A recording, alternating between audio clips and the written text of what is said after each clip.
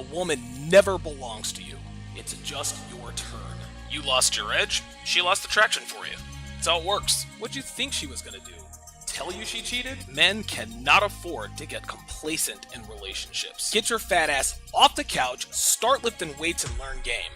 You're welcome. And now your man, Donovan Sharpe. What's up, guys? It's your man, Donovan Sharpe, and welcome to the 682nd edition of TSR Primetime, your nightly dose of red pill truth, wisdom, and awareness. We are brought to you in part, as I struggle with my boom arm, by Gorilla Mind Rush, the #1 non-habit-forming energy and focus supplement on the market. Be hyper-productive and laser-focused for hours with zero crash and zero jitters.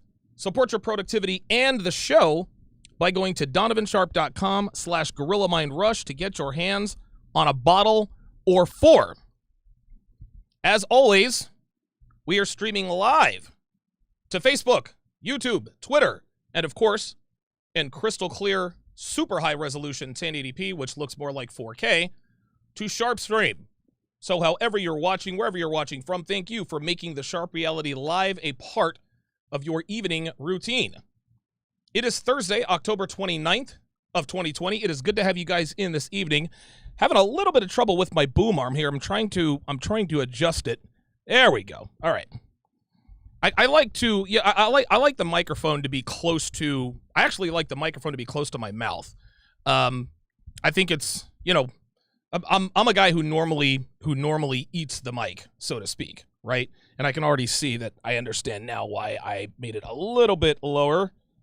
So bear with me here as I struggle through this. By the way, guys, I guess just a personal anecdote. Last night, I've been in kind of a slump as far as sex is concerned. Man, what is going on with this mic? Oh, there we go. All right. Been in kind of a slump as far as sex is concerned. Obviously, I've been extraordinarily busy lately. Haven't really been able to get my groove on with my lady. And anytime we did, I wouldn't really last that long, right? Now, of course, Devin never minds. She says, "Oh, I don't mind. It means I'm doing something right." Right? If you start to last 45 minutes, then I know that something is amiss and all that stuff. But I'm not here for that. The reason I want to last longer is because I want to enjoy it longer. I mean, what is the point of good sex if you can only enjoy it for a few minutes? Now, obviously, I don't have a stopwatch when we start, but more often than not, I could easily tell that I was going a lot sooner than I normally did. And this was sort of a gradual thing. Was kind of a gradual thing. At first, my stamina kind of waned a little bit. Then it really dropped off. And then, of course, I built Studio B and shot Womanese Volume 3. And everything has gone to you-know-what. Everything tanked. My performance tanked. Erection quality was great. It's not like I can't respond or rise to the occasion. I just wasn't lasting as long as I was used to lasting. Back when I was in Vegas, I used to do all of it. I used to do Kegel exercises. I used to edge. I used to do all of that stuff. Now, there's a supplement called Happy Passengers that's not available anymore. I used to use that.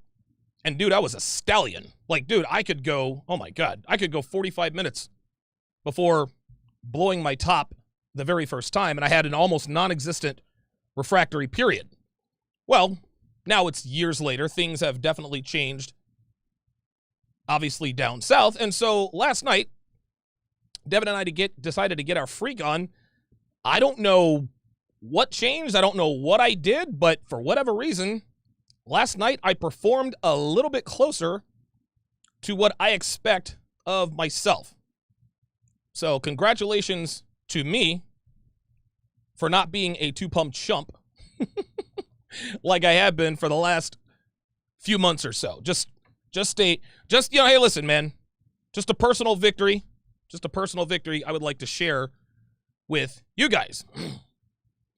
It is good to have you guys in today. I do not have Sharpe Stream up because I was a little late getting everything set up, but Devin is going to keep me apprised as to what is going on Sharpe Stream. A big thanks goes out to Cryomancer with the $50 super chat. He says, TSR tuition, my brother. I greatly, greatly appreciate all of your super chats. I appreciate Crymancer, Red Pill Mike. You guys are always hitting me with the big time super chats. I never, ever take any of those super chats for granted, guys. You guys will never, ever know how much I truly appreciate your continued support throughout the years, man. It is a humbling experience, to be sure. Mark H says, I wish I was a 2-pump chump. I get tired of effing these H's for an hour. Listen, man, real talk. When I was at the height of my powers in Vegas, I used to be able to go 30, 45 minutes without even blowing. And it was great. It was awesome. It was all good. Then what ended up happening is the juice wasn't really worth the squeeze. Like, I'd be getting after it, and I'm like, dude, why am I not finishing? And it got to, I think there was like a 2 or 3 month stretch where I just could not finish. And it started to become a little bit of a hindrance. I actually even posted on social media. I think I wrote about it in a Returning Kings article. I was seeing this girl named Michelle, and she dumped me because I lasted too long. I've still got the text messages. I can post that up on Patreon. But she's like, listen, man, like, I like you. We have a good time. But she says it's kind of unsettling when you can make me go 3-4 times, but it's like 45 minutes before you go. And I'm thinking, and so she says, listen, don't take it personally. It's like, yeah, I wasn't mad. Whatever, it is what it is. But those were the guys. Listen, everybody wants to be able to last longer in bed, and it's great. Don't get me wrong. But at some point, it can become a little bit of a hindrance. I'm here to tell you. Well, I'm glad that I'm a little bit closer to that point now because I was able to beat the brakes off of my lady last night. Shout out to my Sharpe stream crew, Mr. E1976, JB84, King Life, Dre Raven, Hellfong, Lorenzo Rock, and C Dub. I appreciate all of you guys. Obviously, if you were watching Sharpe stream, you are a patron. I appreciate your continued support. Later on in the show, I'm going to tell you guys the 3 main reasons that men are happier than women. More specifically, Crimson Capsule aware men and girl power movement activists. You'll certainly want to stay tuned for that. And by the way, let me just get on and off the topic here. The Crimson Capsule community doesn't include these black pill nut jobs. Let me just say that again.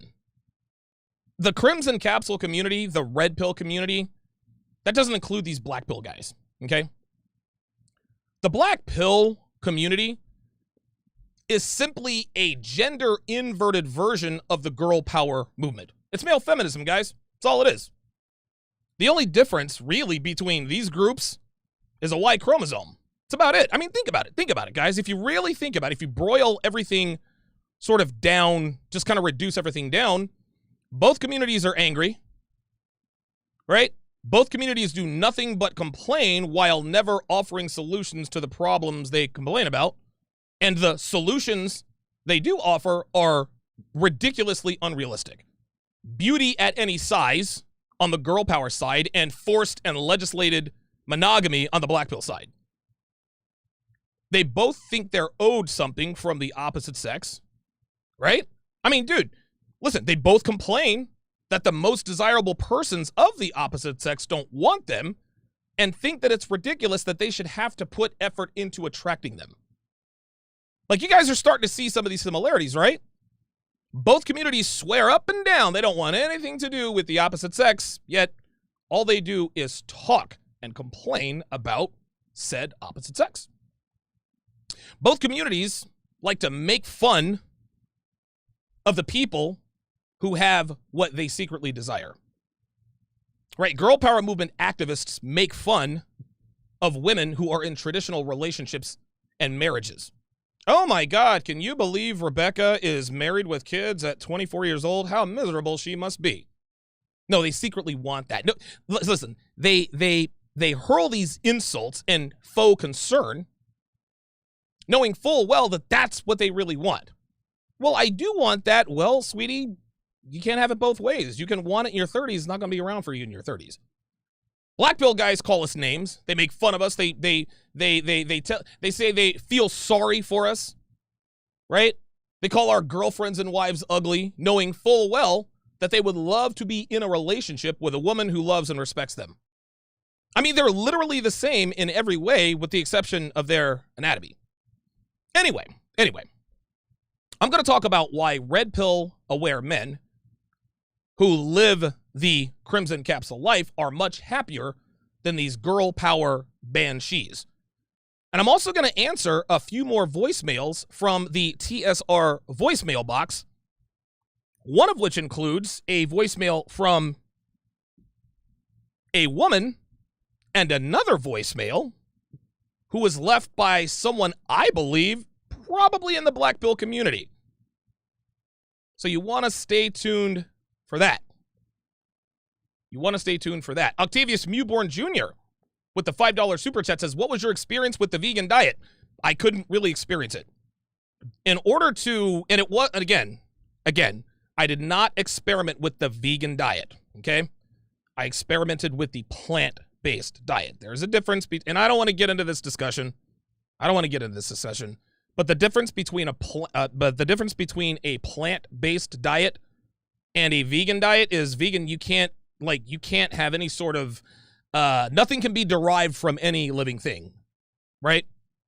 There are many differences between the plant-based diet and the vegan diet. My experience with the plant-based diet, I tried it for a week and a half. You really got to commit, man. And it takes a lot of time and a lot of preparation to really get into that life. And I'll tell you this, man.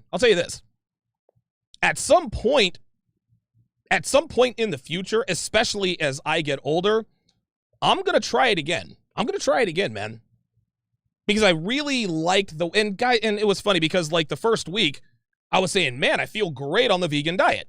And then guys are like, well, that's initially the blah, blah, blah, blah, blah. Listen, man, I'm not trying to push anything vegan. I said vegan diet, plant-based diet.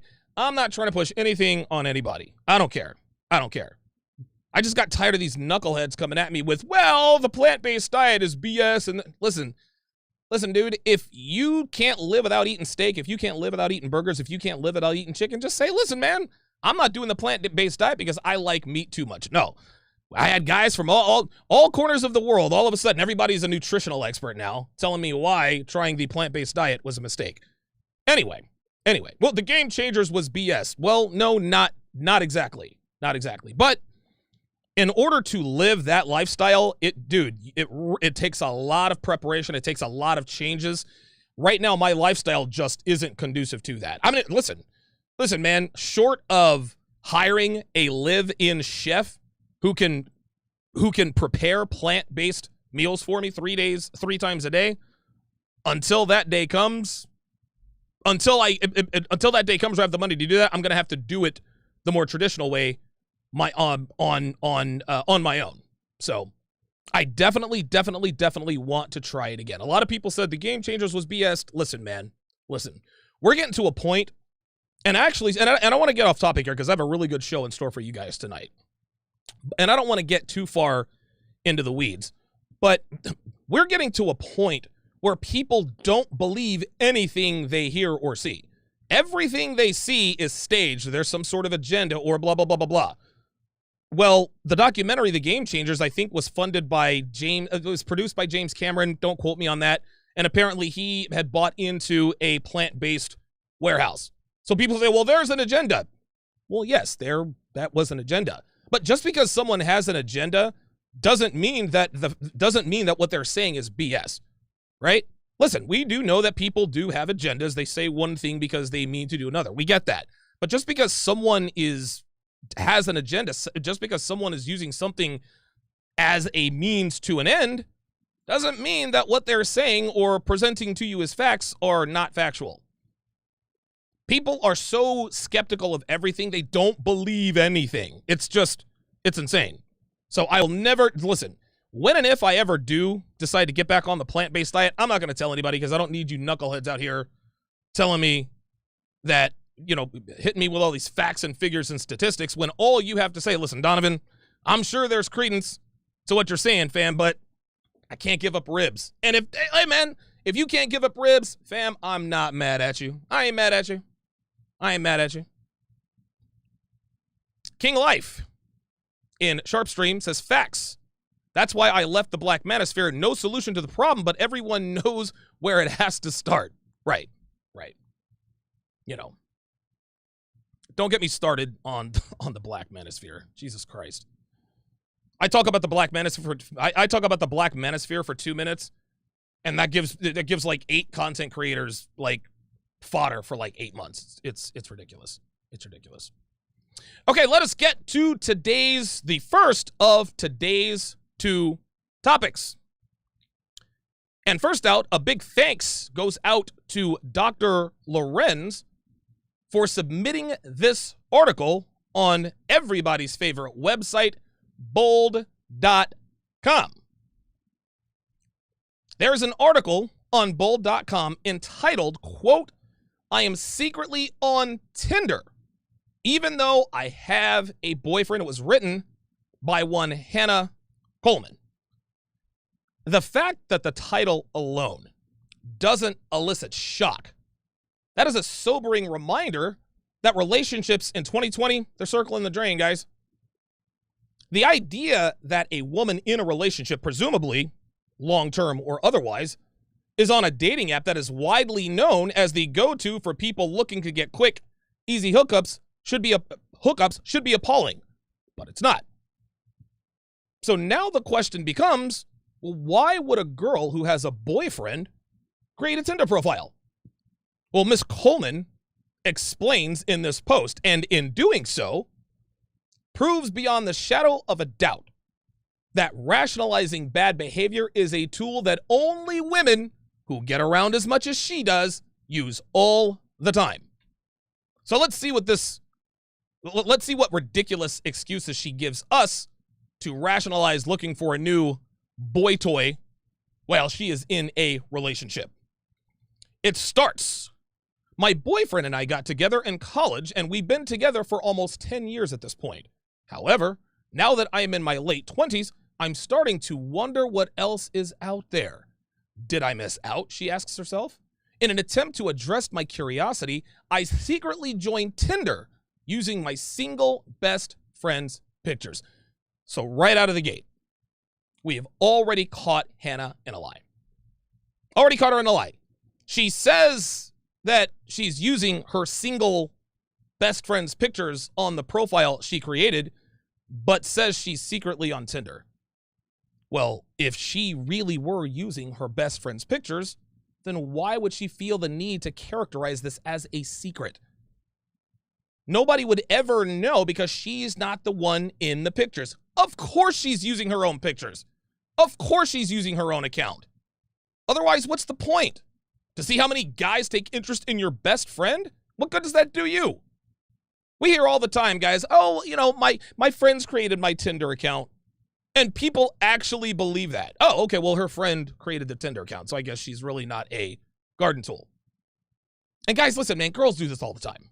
They do this all the time. They know that rationalizing bad behavior, they know how that makes them look. They realize how transparent it is. So these days, they've really just kind of taken to outright lying to avoid judgment. Just not telling you the truth. No facts. They'll tell people their boyfriend cheated, so that's why she left. But in reality, he didn't cheat at all. She cheated. She cheated, he didn't. But she will straight up tell people, well, he cheated on me, so that's why I left. You see, in the past, as recently as, say, I don't know, maybe 4 or 5 years ago, girls would tell people, well, we grew apart, or he wasn't meeting my needs. And oh, by the way, those 2 statements, those 2 translations are in Womanese Volume 3. But because everyone these days, man or woman, know that that's code for, I started seeing someone else, they just lie and tell everyone their man stepped out on them. Guys, this is why you should never, ever take what a woman says at face value. Ever. They always leave something out, they add something in, or just flat out lie.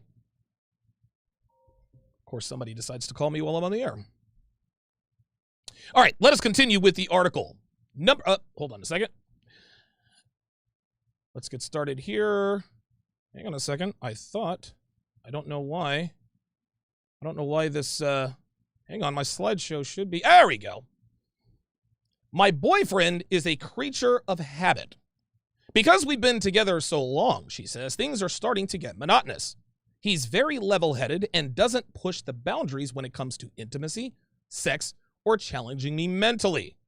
I fell in love with him because of his charm and good looks, but I don't know if that's enough anymore. This is exactly why I always advise men to make women uncomfortable on purpose. It keeps her on her toes and she never gets bored. The girl who says her boyfriend is perfect and sweet and nice and never gives her problems, that's a girl who's ready to cheat. But the girl who complains about what an a-hole or a d-bag her boyfriend is, she's not going anywhere. You see, Hannah's boyfriend's first mistake was catering to her all the time. It's clear he never really required much of anything from her, except for putting out and just being there. Now, you might think that's a sweet deal for girls, and for a little while it is, right?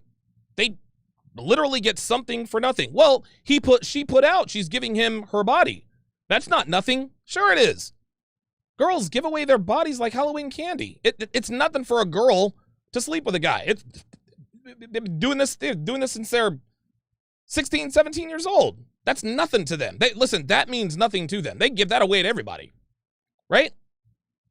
But eventually, they get bored and they start getting restless. It doesn't matter how great looking and charming you are, gentlemen. If you don't challenge your woman or poke her in the ribs from time to time, she's going to look for someone who will. And you won't know it until she tells you, we need to talk. Let's go to the next one. I'm curious. Oh, okay, she's curious. When I listen to my girlfriend, she says, talk about their experiences with guys they've gone on dates or slept with, I get curious and wonder if maybe I'm missing out. My boyfriend is a nice guy, and I never have to worry about him being unfaithful, but he doesn't like trying new things, and I'm desperate to change things up. Women are constantly trying to hide their true nature when they put out videos and articles trying to convince everyone that nice guys don't finish last and how they love men who are faithful and would never step out on them in a million years. We love men like this, they proclaim, and then they promise to reciprocate a man's undying loyalty. But like we say here in the sphere, if you let a woman talk long enough, eventually she's going to tell on herself, and that's exactly what Miss Coleman just did. She waxes poetic about how nice her boyfriend is and about how she never has to worry about him cheating. Then in the same breath, she admits that she's curious about other men, which means she wants to hook up with other guys. Here's the harsh reality, guys. Girls are no longer attracted to men who treat them well and respect them. The better you treat them, the worse they treat you, and that's a fact. That's the bottom line. Now, quality women, this is actually sort of a hack that I figured out a while back. A lot of guys want to know, well, what's the difference between a quality woman and a woman you should only use for bedroom fun? Well, one of the quickest ways to give you a good idea as to whether or not she's a quality woman is that she rewards good behavior, right? She rewards good behavior over an extended period of time. Now, low quality women, they'll reward good behavior a week and a half, 2 weeks. But if you continue that good behavior, at some point, they will punish you for it. They'll get disrespectful. They'll get haughty. They'll get out of pocket. They start talking out of turn. They start flirting with your friends. They start flirting with the waiter. You name it, they're going to do it. They're going to exhibit bad behavior. That's when you know the woman that you're sleeping with is not good for a long-term relationship, when she starts punishing good behavior. If a woman continues to treat you well because you're treating her well, that's a check. You're in the right direction at that point. That doesn't mean that that's the end all be all, but that is a very good litmus test early on as to whether or not a girl is possibly a quality woman. Like I said, man, girls can fake the funk for only so long. Okay, they'll reward you opening the doors and texting them in the morning. Not that you would ever do this in the beginning, because she has to earn your commitment. But listen, bad girls reward good behavior for about 5-6 days. Then they start to reveal their true colors and they start to get bored. So stop listening to women, gentlemen, who tell you that faithful men are rewarded with their loyalty and fidelity, because they aren't. These guys get cheated on all the time, while the jerk boys who cheat on them all the time get their undying devotion. I've talked about this very phenomenon ad nauseum, including on a recent video I just posted. Take a look and listen. Shortly afterwards, shortly afterwards, I met Richard. It was a whirlwind romance, she says, and within a year, we were engaged in buying an idyllic farmhouse in the Norfolk countryside while I continued my journalistic career commuting to London. He was a successful singer, and as we toured the country, I thought I had finally found the excitement and love that I craved. But Matthew was never far from my thoughts, she said, and Richard complained that I often brought him into conversations, even comparing them both. They were so different. Although outwardly romantic, Richard was repeatedly unfaithful, and I never felt secure enough to start a family with him. Eventually, after 3.5 years together, he walked out, having admitted his latest paramour was pregnant by him. Richard the bad boy, the successful singer, touring the country, excitement and adventure. And surprise, surprise, her rock star boyfriend was a cheater. And surprise, surprise, she stayed with him. Guys, if this doesn't show you that the worse you treat today's women, the better they treat you and vice versa, nothing will. Dude, this woman had a man who was devoted to her. She had a man who wanted to marry her. She had a man who wanted to start a family with her. And what does she do to show her appreciation? She ups and leaves him. Then she gets with a man who repeatedly cheats on her. But how does she punish him? She stays with him for 3.5 years. He left her, not the other way around. He impregnated another woman and he had to leave her. She didn't dump him when she found out that he had impregnated another woman. He left her. This is how messed up today's women are, guys. The better you treat them, the worse they treat you. It's ass backwards, but this is what feminism has created. It has created multi-generations of women who punish good treatment and reward bad treatment. Hannah Coleman would do well to read the article that Karen Cross wrote. Karen Cross is a 42-year-old woman. She wrote an article about how she regretted leaving the love of her life, Matthew, because she wanted to see what else was out there. She even admits in the article, I foolishly thought that I could just put Matthew on ice and he would be there waiting for me.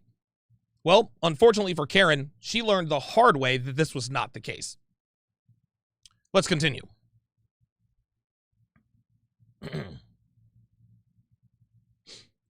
It's harmless fun. There we go. I talk to guys on Tinder, she starts, but I have no intention of meeting them in real life. So it's a win-win situation to me. I can still be there for my boyfriend, but I also get an escape by chatting with different guys. It helps me to see the potential of what's out there without raising alarm bells by asking for a break from my boyfriend. If there's nothing that sparks my interest, great. But if I find that I enjoy the experience more, I can break up with my boyfriend with no regrets. Hannah just told us that she is actively searching for a replacement for her boyfriend. So no, this isn't just harmless fun. Girls love to characterize the behaviors that lead to cheating as harmless or innocent fun. They do this to throw their friends, their family, and now their readers off the scent. For her to expect us to believe what she's saying here, that speaks to the incredible gullibility of today's men. And women do this all the time to their boyfriends and husbands, guys. They'll do a girls' night out, right, with their friends. They won't get home till 2:30 in the morning. And when their men quiz them on it, they'll just say, we just had a few drinks and ended up at Stephanie's house. And men think to themselves, well, if she says it was just drinks, then I have to take her at her word. If she says nothing happened with anybody, then she must be telling the truth. The thing is that women like to tell half-truths. They like to tell you bits and pieces of the story that are true, but then leave out parts that incriminate her. So while her husband may think she had a few drinks and ended up at Stephanie's place, what she didn't tell him was the hot guy she picked up at the bar was also at Stephanie's place, blowing her back out till 2 a.m. So when and if her boyfriend ever does find out she's on Tinder and confronts her, she'll say, it's just harmless fun. And he will take her at her word. Then, when she actually runs up on a dude who actually turns her on and dumps her boyfriend for him, her boyfriend will tell his friends and family, she completely blindsided me. I didn't even see this one coming. What this paragraph also proves is that women are never not looking for an upgrade. They are always looking to get with a higher caliber guy. This is one of the reasons Miss Coleman is on Tinder in the first place, to see if there's anything better out there. But she won't dump her boyfriend until she is 100% certain that whoever she decides to get with wants to be in a relationship with her. Remember, gentlemen, women never end relationships if they haven't started another one first. And dating apps like Tinder help to facilitate the constant stream of your potential replacements. Understand this, gentlemen, and I want you to listen good because I'm only going to say this once. I shouldn't have to say this, but I'm going to say it anyway. If your girlfriend is still on dating apps, you are not her boyfriend. You are just a placeholder until she finds a guy she likes enough to commit to. She continues, what he doesn't know won't hurt him. My boyfriend is very black and white in his thinking, she says, so he can't understand why I would want to hang on to a relationship but still explore what's out there. By being on Tinder without telling him, I get to try out something new without letting the situation get messy for him. Translation: my boyfriend will be very upset that I'm actively looking for his replacement, so I'm hiding this from him. Do you see how girls rationalize this kind of behavior? His thinking in black and white has positively nothing to do with the fact that he can't understand why she would stay in a relationship with him until she finds a guy she likes better. And guess what? I am 258% certain that if her boyfriend were on Tinder, she'd freak out. She'd lose her mind. And when he tells her, well, I don't expect you to understand, Hannah, because you're very black and white in your thinking, she'll say what every woman says when the shoe was on the other foot, but that was different. She knows her boyfriend would absolutely not be all right with this. And it's got nothing to do with her black and white thinking. That's just what she tells us and herself to justify her promiscuous behavior. Let's move along. It's not cheating if it's not physical. Oh boy. My friends have said talking to other guys is like cheating, but to me, the emotional connection is not the same as the physical connection. It's harmless. I'll only make a move if I'm definitely, totally interested. In the meantime, it's nothing too serious. I can't tell you how many girls I've been dating have accused me of emotional cheating because she catches me flirting with other girls. They'll say things like, well, just because it's not physical doesn't mean it's not cheating. That's emotional cheating. Then when they engage in the same behavior, it's not cheating if it's not physical. Understand this, gentlemen. Here's lesson number 2. Women cheat emotionally before they cheat physically. When they're flirting with this guy or that, they fully intend on hooking up with him behind your back. But because girls don't handle rejection well, they flirt hard with these guys to make sure he makes the first move. Cheating for women rarely starts physically. I mean, I would say better than 9 times out of 10, it starts out on an emotional level. And that emotional connection always leads to a physical connection. What Hannah Coleman is telling us is, well, just because I'm at a restaurant doesn't mean I'm hungry. And as obvious as it is to us that she's full of it, there are countless men who are getting lied to just like this, and they believe it. They believe it. Never, ever, ever forget that women cheat for emotional reasons. So while it may not be cheating if it's not physical, another dude is about to get very physical with your girl because you said to yourself, well, it's not cheating if it's not physical. I'm tired of rejection. There's nothing worse than breaking up with my boyfriend and then finding out that no other guy who is as good as him or better will commit to me. The thought of rejection is terrifying. Tinder is my safety net to make sure I'm not going to be left out in the cold in case my boyfriend and I break up. I'll say it again, guys. Women never, and I mean never, leave a relationship until they've started another relationship first. Hannah Coleman just flat out told us how women operate. And yet, there are still men out here who are in denial about the truth about female nature here in 2020. One of these callers on my voicemail is one such person. He doesn't know that I know this. He thinks he's slick, and we'll get to that later, but he's one of these people. Men are so clueless that girls are now writing articles telling us they use Tinder as a safety net and making no effort to hide, conceal, or even rationalize its behavior. Nope, none of that. She's flat out telling us that she uses Tinder so she's not left out in the cold. Even still, there will still be men who say, yeah, but not all women are like that. And to their credit, they're right. Not all women are like that, but most of them kind of are. And as a man, it is better to be prepared for females you will encounter better than 99% of the time, rather than waiting for your unicorn of a 0.01%er who is likely engaged, already married, or underage. Gentlemen, there's no excuse for you to stick your head in the sand after reading this article. Women are now flat out telling us how they operate.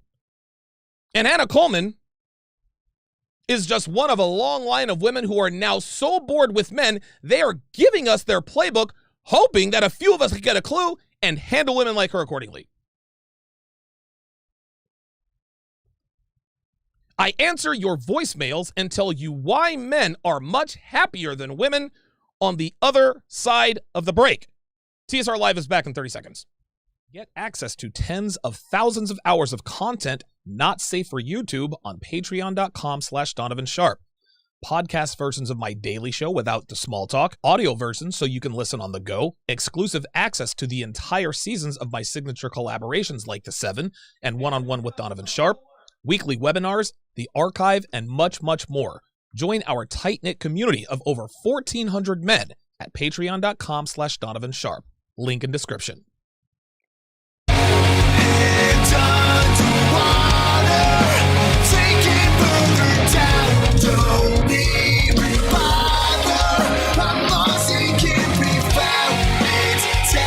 Welcome back to the show. Thank you guys for sticking around. You're watching the 682nd edition of TSR Live. Thank you, Dev. I forgot my water. Guys, be sure to like, comment, and subscribe. If you want to support the show, you can go to DonovanSharpe.com/GorillaMindRush. You can become a member or a patron. If you're as broke as a joke, don't sweat it. Likes and shares are free. Likes and shares are free. All right, let me answer these super chats before we move along here. Cryman for $10 says 100% right about that. They get out of pocket soon after good treatment and stay out of pocket to see how much you're going to put up with it. Absolutely. Absolutely. King Life, $10, says devotion is supposed to be from the woman. Reciprocity is from the man. That's exactly right. That's 100% right. Women like to say, well, I got to see that he's worth it. I'm not investing in him unless he invests in me. And we as men, we say the same thing. Listen, do not invest in a female who doesn't invest in you. This is a chicken and egg thing, right? Like something's got to give. Somebody's got to give in, right? Well, here's where men have the advantage. Women need us. We don't need women. We know it. They know it. They act like they don't know it. But they do. They understand. That's why they're freaking out that men are checking out of the dating market. Or at least staying away from marriage. Ken T, 2.29 euros. I appreciate the super chat there. A couple of interesting comments here. Chuchino says, what the F is trying new things? Well, I think we all know what that is. Devin in the chat says she's got the FOMO instead of appreciating what she has. That's exactly what happened to Karen Cross. Cryomancer says Tarzan swing. Yeah, exactly. I got to start calling it that, right? Because we know that there are certain RP words that are flagged by the powers that be. We all know that. Nate Dogg says, putting a girl through training got her to delete all of her social media and change her number. So far, so good. Hopefully you did that the right way, Nate Dogg. Hopefully she told you she wanted to be in a relationship and you handled that accordingly. Devin wants to know, did you get access to all of her email accounts? If she has an iPhone, get access to her iCloud account, contacts, etc. Wow. I hadn't even thought about that. Devin dropping that training game on you. Listen, Devin's been through the training. She knows all about it. She knows all about it. King Life says, my ex gave me access to practically everything. I can tell her husband doesn't have any access to her account from how she treated him on social media. Wow. Wow. Unbelievable, man. Unbelievable. Yeah, I mean, somebody asked in the chat, also, why are you with someone for 10 years and still just a boyfriend, girlfriend? That's just, it's funny. Because if you actually think about these and, like, fact check this stuff, I'm dealing with a cheek bite, guys, so forgive me. But she says, my boyfriend and I got together in college, and we've been together almost 10 years at this point. So why aren't you married? Right? I mean, if you've been with someone for 10 years, you should be married. So I don't believe for one second that she was with him for that long. I think she put the timeline at 10 years just to give her readers, oh, well, if you've been together for 10 years, then you got to see what else is out there. You met him in college. You don't know. You might have met Mr. Right. That's what that timeline was about. I don't believe for one second. That's a very good catch, Dev. I don't believe for one second that she's been with that guy for 10 years. Absolutely not. Absolutely not. Mr. E 1976 in Sharpe Stream says, if a woman plays games with you, she doesn't respect you as a person, so don't deal with her. Yep. I would agree. I would agree. Okay. Let us talk about why men are happier than women. Now, yes, there are plenty of miserable, depressed men out there, and there are also some women out there who are truly happy. But we're not talking about the outliers here, guys. The exception never makes the rule. We are talking about across the board, person for person, the average man is happier than the average woman. If you were to assign a number correlated with the contentment and happiness of every person, the average male score would be higher than the average female score. Let's go even further and say that Crimson Capsule-aware men are far happier and content than girl power movement activists. There's no need to qualify or quantify anything here. Feminists are miserable people, and Crimson Capsule men are not. And let me reiterate, we're not talking about black pill guys. Black pill guys are miserable. Black pill guys are male feminists. Now, anyone who doubts this, men are happier than women, needs only to look at the number of females who are on antidepressants compared to males. There's studies out there that say 1 in 4 women are on antidepressants compared to something like 1 in 10 for men. Then some stats out there say it's like 1 to 3, or 1 in 3, 1 in 8, so forth. Regardless of what study you give credence to, the results are universal across the board. More women are on antidepressants and anti-anxiety medication than men. And the simple reason for this is that men are happier than women. So let's talk about the 3 main reasons men are happier than women, and we always get the last laugh. Number 1, our sexual primes are much, much longer. Women are the most sexually attractive between the ages of 18 and 28 years of age, give or take a few years in either direction. Now, during that decade, a woman can sleep with and or get commitment from pretty much any man she wants. During this time, this woman can get attention, she can get sausage, she can get money, provisions from just about any man she wants. All she has to do is show up, put herself on a platter in some way, shape, or form, whether it be her company, her body, sexual favors, whatever she offers up. And most men are going to give her that attention. Guys, I'm going to quickly go get my aligners because I think that's the problem here. Hang on, guys.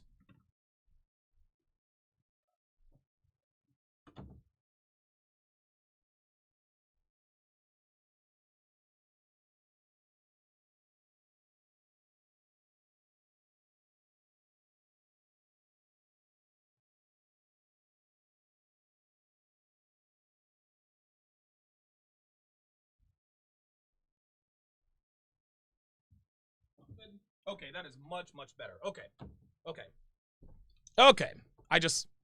I figured out a hack here, guys. Sorry about that.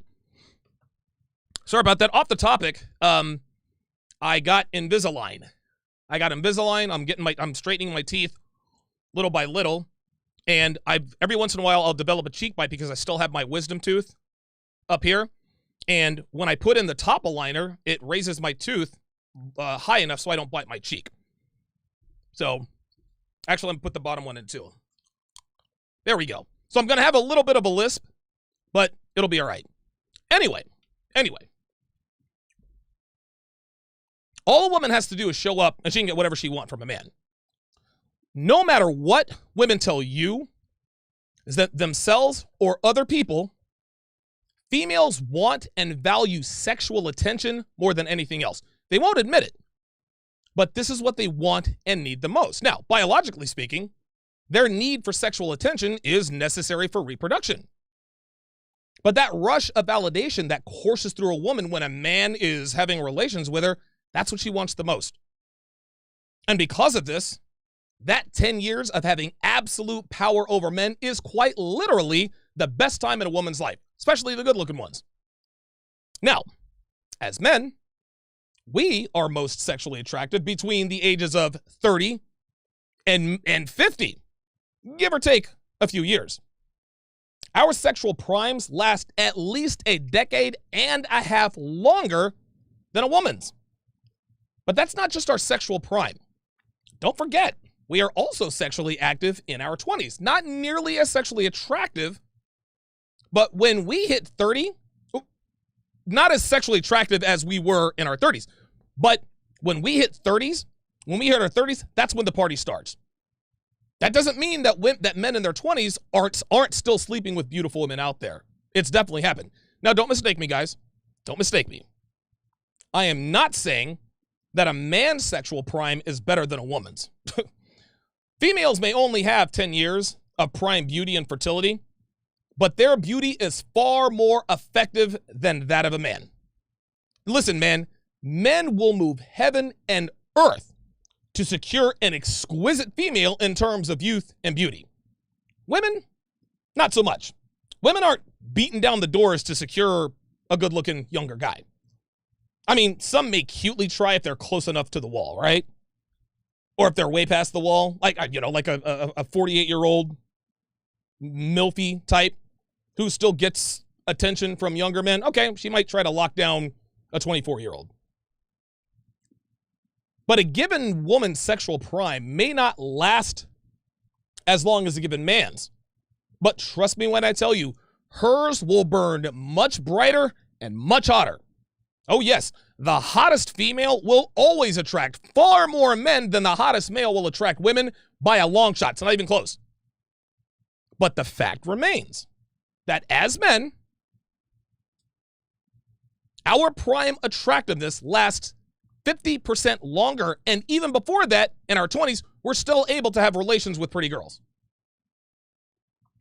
So even if a man doesn't get laid until he's 20, he still has at least a quarter of a century of peak sexual activity as opposed to 10, maybe 12 for women. Plus, we age better. Oh yes, we age much better. We don't start approaching the wall until we're in our, good God, late 50s, right? We age slowly and gracefully into our 50s. And even then, we're still able to sleep with top-tier women. A woman's sexual prime ends very quickly and very abruptly. One day, she's able to get with any guy she wants. And the next, those same guys aren't paying her any attention unless she's dressed like a you-know-what and throwing herself at them. And even then, they get rejected in favor of younger, tighter girls. There's no aging graceful. There's no graceful aging for women, guys. There's no slowly ebbing into the next stage of their lives. There's none of that. Women fall off the cliff between 28 and 30. That doesn't mean that they don't still get attention from men. And that doesn't mean they're not still garden tools. But the men they're sleeping with in their 30s aren't nearly as high quality and high value as the men they were sleeping with in their 20s. Yes, there are some 35-year-old women out there who are still hot. But that woman will never, ever be as hot as she was when she was 25. And she knows it. Not only do we age better physically, we age better mentally. Experience and struggle makes men far more attractive because we're seasoned. We've matured. Experience and struggle makes women unattractive. Experience and struggle manifests itself in men as wisdom, introspection, intelligence, perspective. It manifests itself in females with that scorned, bitter attitude. This is why banana gobblers in their 40s are always miserable and players in their 40s never are.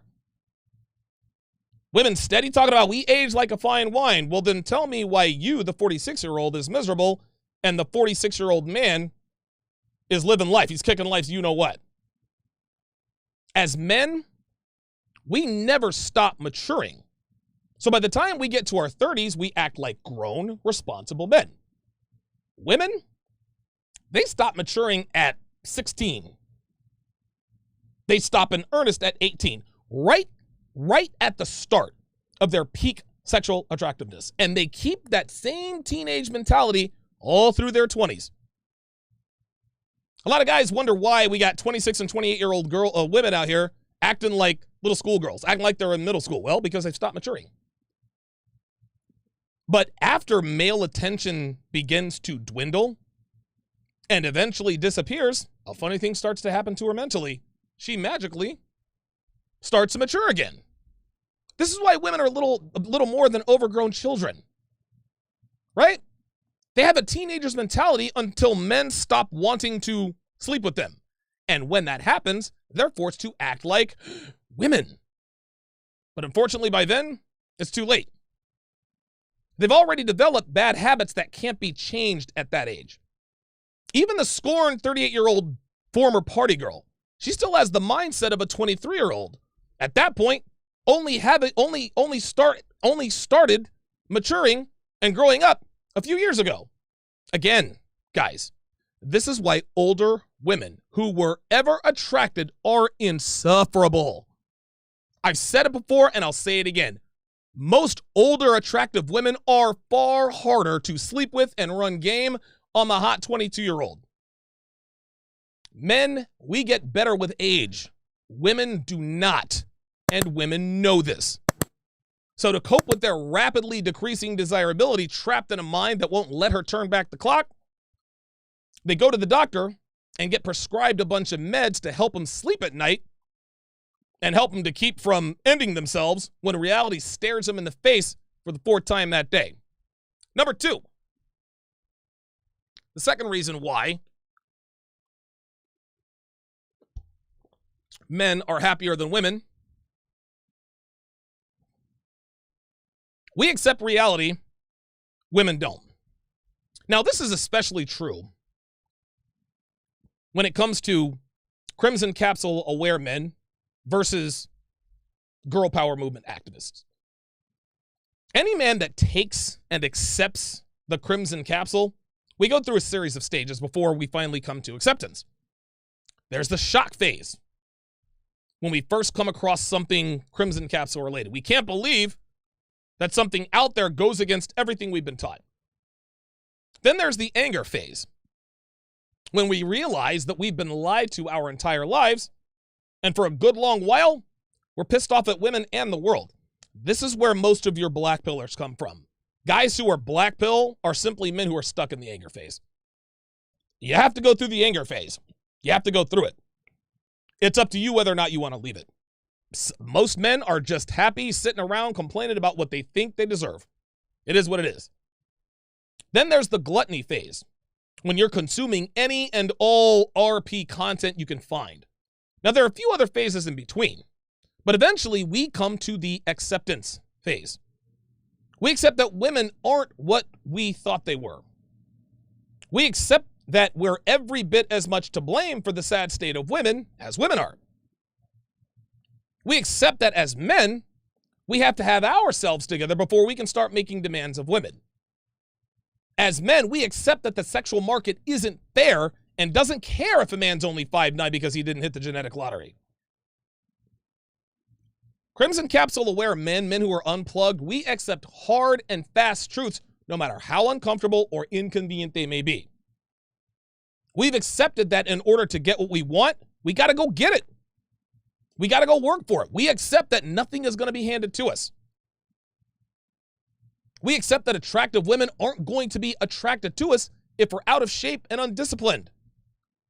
Even men who are still unplugged, even those guys, they still know that anything worth getting or having isn't going to be easy and that it requires hard work to get there. Even if they decide that's not what they want to do, they don't talk about how it's not fair that they don't have it.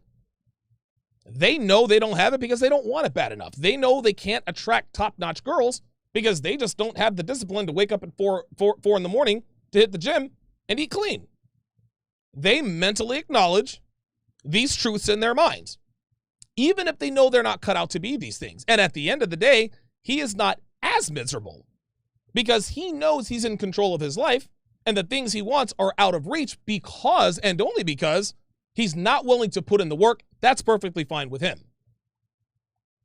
He's got nobody to blame but himself, and he knows it. It may bum him out a little bit, but at least he knows this isn't something outside of his control.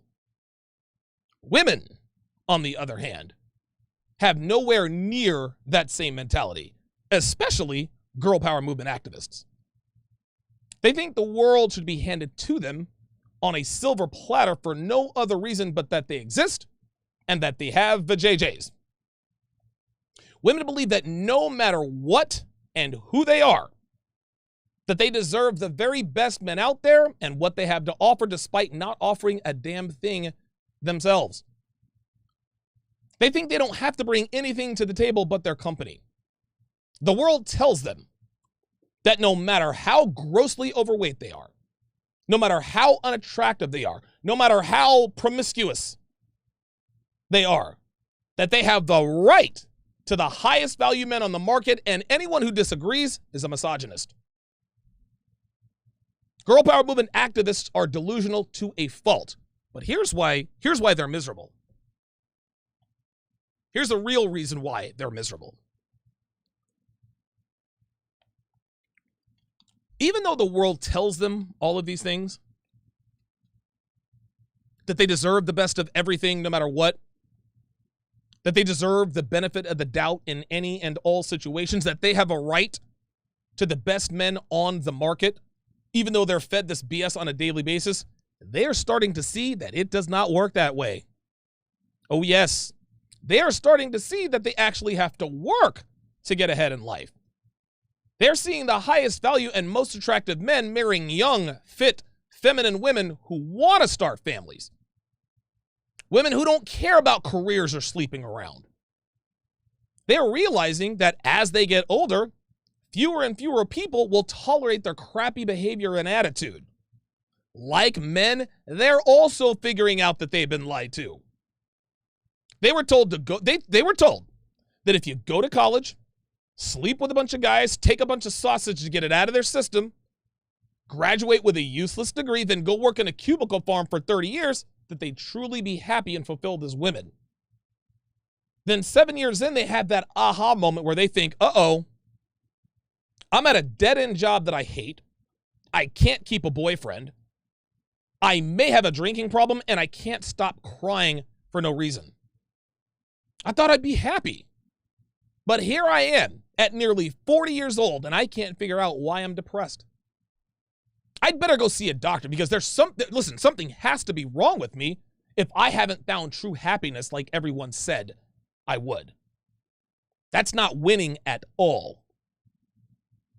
Number 3, and this is the big one. The third reason why men are happier than women, most notably Crimson Capsule aware men and girl power movement activists. The more we accomplish, the more attractive we are. The more women accomplish, the less attractive they are. Women, gentlemen, are making more money than they've ever made in history. They're more influential.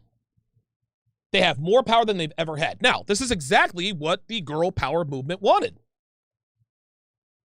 But what they didn't take into account was the effect that all of this money and power and status and influence would have on a woman's value in the sexual marketplace.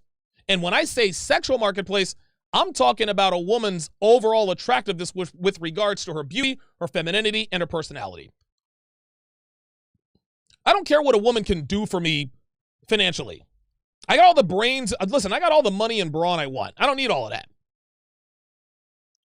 What we want is youth, beauty, submissiveness, obedience. You see, the more a woman accomplishes, the more money she makes, the more power and influence she gets. As I turn this camera here. There we go. The more power and influence she gets, the further she shrinks her pool of potential suitors. Let me repeat that. The more a woman accomplishes, the more money she makes, the more power and influence she acquires, the further she shrinks her pool of potential suitors. In other words, the more status a woman has, the fewer men she'll have to choose from. Guys, women don't want to, how can I put this? Women don't want to sleep down. Right? They don't want to date down. They don't want to marry down. Women want to sleep up. They want to date up. They want to marry up. They're not going to give a time of day to men who have less money, power, and status than they do. It's not in their DNA. Remember, guys, the rule of hypergamy is that women will always try to consolidate on the highest value men available to her. But here's the caveat that those men have, the caveat is that those men have to have more value than they do as women. You see, Donna, the executive at XYZ Fortune 500 company, she's not going to sleep with the junior partner at the big law firm. Oh, no. She wants to sleep with the guy with his name on the door of that firm. She's not going to date Steve, the warehouse supervisor. She wants to date the guy who owns the company Steve works for. Carol, the regional vice president of ABC multinational conglomerate, doesn't want to marry the company accountant. She wants to marry the CEO of that company. Now, women might say, well, there's nothing wrong with that. She has to have standards. And they would be absolutely right. 100%. Absolutely right. But here's the problem. The math doesn't work out. You see, ladies, there are far more Steves and junior partners and CPAs out there than there are company owners, CEOs, and senior partners at big law firms. Then they might come out and say, well, there are far more male executives and CEOs than female executives and CEOs.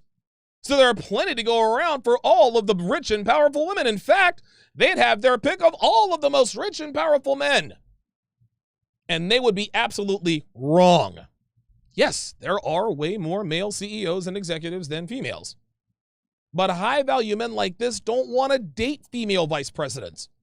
They don't want to marry these high-status women. They don't want to sleep with these female CEOs. They don't want relationships with women who have masculine personalities. Well, how do you know they're masculine, Donovan? Easy. Because they are where they are.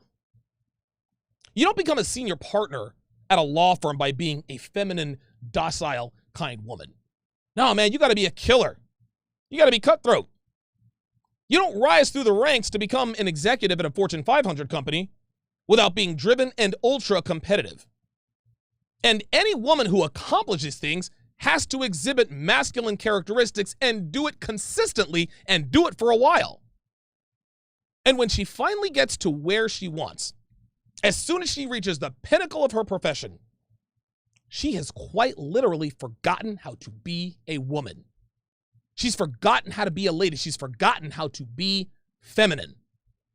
And high-value men, executives, CEOs, rich men, they're not looking to get with a woman who acts like a man. They're not looking to get with a woman who's going to want to compete with them. They don't want to be with a woman with a scorned disposition or a woman who's stubborn because she feels like she has something to prove to him. No. These men don't want women like this. They want women who are feminine, kind, ladylike, submissive.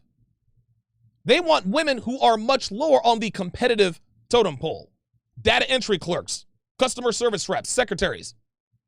And there are many more of them than there are female executives and CEOs. So once again, it's the men who have their pick of the women they want. Think about the CEO having an affair with his secretary, sleeping with his secretary, right? It's a cliche, right? Every CEO has a hot secretary that he's sleeping with on the side. He's higher value than she is. He makes more money. He tells her what to do. He has power. He gives her instructions. All that. Listen, the secretary is in a subservient position.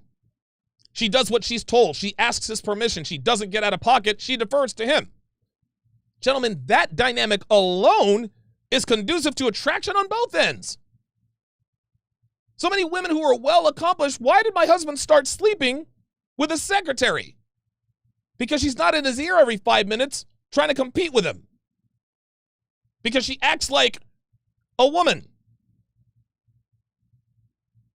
So yes, there are more male executives and high-powered men in America than women. But those men don't want these women with power and money and status. And even if a male CEO married a female CEO, guess what he's doing? He's cheating on her with the 23-year-old secretary. He didn't marry her because he loves her. He married her because it's beneficial to his brand and his business, a la Kevin Samuels. Talk to Kevin Samuels about that. These 50-somethings that get married to these 40-something women who are also executives, they're not doing that for love. That's a business decision. That's a business decision. Real talk. So if there ever was an exception to the rule in that regard, it ain't because he's actually attracted to that kind of woman than the kind of woman he's used to sleeping with. And here's the thing. These women, too, are starting to figure this out, and they are pissed. They feel like they've been duped. They were told to get all this money and all this status and all this influence, and they'd be able to attract any man they want. And the more they get, the harder it is to find a man, because their very female nature cannot love and respect a man who is not her superior in every way. Let's take it to a lower level if we want to get technical with this. The female junior partner at a law firm, she's not going to date, sleep with, or marry a law clerk or a first year. Worst case scenario, she'll date laterally and get with another junior partner, but that's the worst case scenario. That's going to be temporary. What she really wants is the senior partner. Let's go even lower. A female supervisor at a warehouse doesn't want to sleep with the forklift driver. Hell, she doesn't even want to get with the assistant supervisor. No, she wants to marry the plant manager. She wants to date the guy in charge of her. I don't make the rules, guys. This is how it is. And like I said, women are starting to figure it out. The high-powered female attorney is pissed off because big-time male lawyers want nothing to do with her. The female executive, she's miserable because she now realizes why she's no longer attracted to the men who used to make her vajayjay wet on her way up the corporate ladder. Yeah, they've got the cars, they've got the money, they've got the friends. They can travel, buy any toy they want. But again, what women really want is a man. And at the end of the night, when she lays in her $8,000 bed with her 8,000 thread count sheets, she cries herself to sleep. Because she is just now starting to figure out that the more wealth, the more status, the more power, the more influence she gets, the less the men she wants will want her. Her taste is too expensive for her sexual market value, and it's always going to be this way. So she calls up her doctor and gets him to call in another prescription for Ambien to help knock her out at night, Lexapro to keep her from ending herself, and Valium to keep her anxiety about being alone at 52 years under control. I got a bonus one, number 4.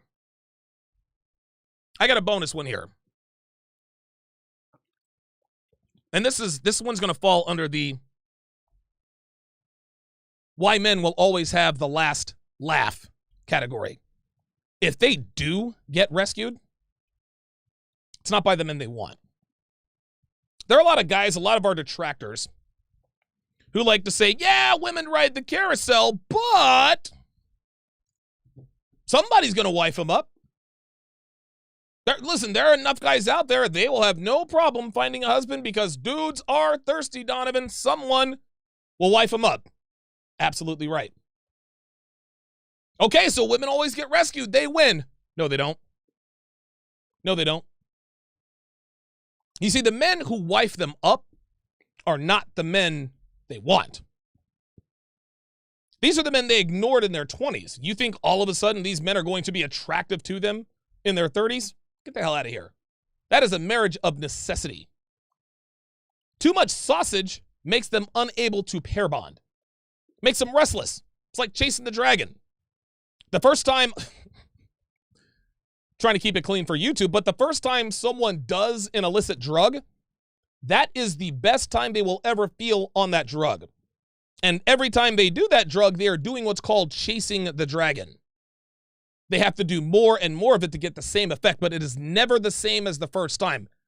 It's the same as pair bonding with women. The same thing. Yes, there are always going to be men around for these road-worn women. But it's the low-value men. It's the beta males. Alpha males are not wifing up these hoes, guys. They're not doing it. So when they get with these beta males, they end up cheating or they live unhappily ever after. Women say that they'd rather be alone than unhappy. False. It sounds good, but it's not true. Because for women, being alone is being unhappy. You cannot have one without the other. All right, let me read a couple of super chats here, and then we will answer a couple of voicemails. Rock solid show today. We have 1,261 people watching. Be sure to hit the like, comment, subscribe, and share. I'm going to read a couple of super chats, and I'll read a couple of comments from Sharpe Stream.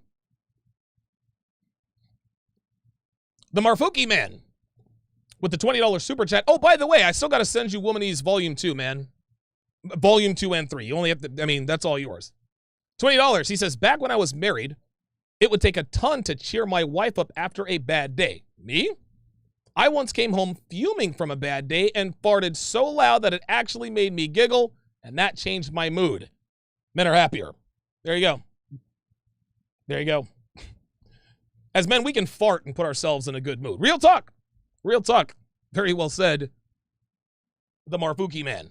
Red Pill Mike, the $10 super chat, says some women will mature mentally and emotionally when they hit the wall. Some will digress more once they realize the only men willing to smash them are half their age, creating 50-year-old children. Wow.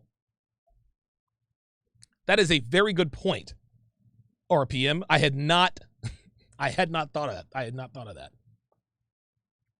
King Life says he's waiting for Kevin Samuels to make a book for women. That book would sell out in bookstores and might be nominated for an award on Amazon. Man, I'm trying to tell you, dude. Kevin Samuels sitting on a pile of money over there, man. Over on the Sharpe stream side, Apollo 137 says, my ex-wife would have many times she came home from work in tears about something that happened. I would have to cheer her up and make everything okay. Yet her female coworkers would constantly tease and look down on any man that showed emotions. Go figure. Well, men are not supposed to be emotional. We're not supposed to show weakness and emotion. That is a female characteristic. That doesn't mean that we're not capable of it. But if you're going to show weakness and emotion, don't do it around women. Don't. The only time the only exception is if a family member dies or a pet dies. Your woman will let you listen. If your pet dies or if a family member dies, your woman will let you cry in front of her. She's not going to lose that. She's not going to lose the amount of respect that she'll lose for you by crying about something that happened to you as a kid. Oh, I can't believe it happened to me as a kid.